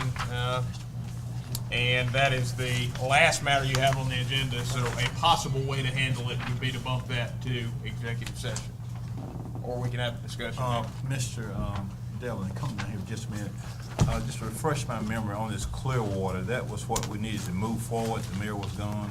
Yes, sir. And you're requesting approval? Ratification. Ratification, I know, Yeah, ratification. In lieu of a special call meeting before. Right, I remember that now. And Mr. Mayor, you confer with, and Yeah, and you're in agreement of? I am in agreement. I move approval. Motion has been made by Alderman Perkins to ratify a notice to proceed with Clearwater Consultants for engineering services associated with a pending agreed order of consent with the Environmental Protection Agency at the provided schedule of rates as presented. Alderman Perkins, is that your motion? Oh, yes, sir. Do I hear a second? I second. Motion's been seconded by Alderman Nguyen. Alderman Perkins, you wish to speak on the matter? No, sir. Any discussion? Any discussion? Alderman Maynard. Mr. Devlin, would you just fill in the board, especially the new board members, on this project and where it is? And I know Mr. Harden is here in the back.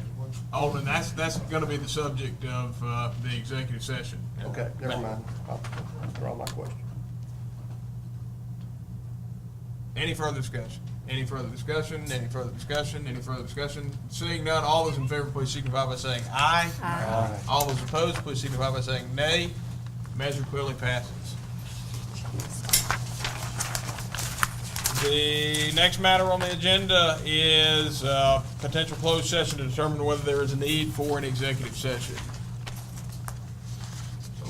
Motion has been made by Alderman Maynard to go into a closed session to determine whether there is a need to enter an executive session. Alderman Maynard, that's your motion? It is, yes, sir. Do I hear a second? Motion has been seconded by Alderman Vaughn. Alderman Maynard, you wish to speak on the merits? No, sir. Any discussion? Any discussion? Any discussion? Seeing none, all those in favor, please signify by saying aye. Aye. All those opposed, please signify by saying nay. Measure clearly passes. At this time, the board's going to move into closed session. I would ask everybody to clear the room. And board, without objection, I'm going to move us into a very brief recess. Brief.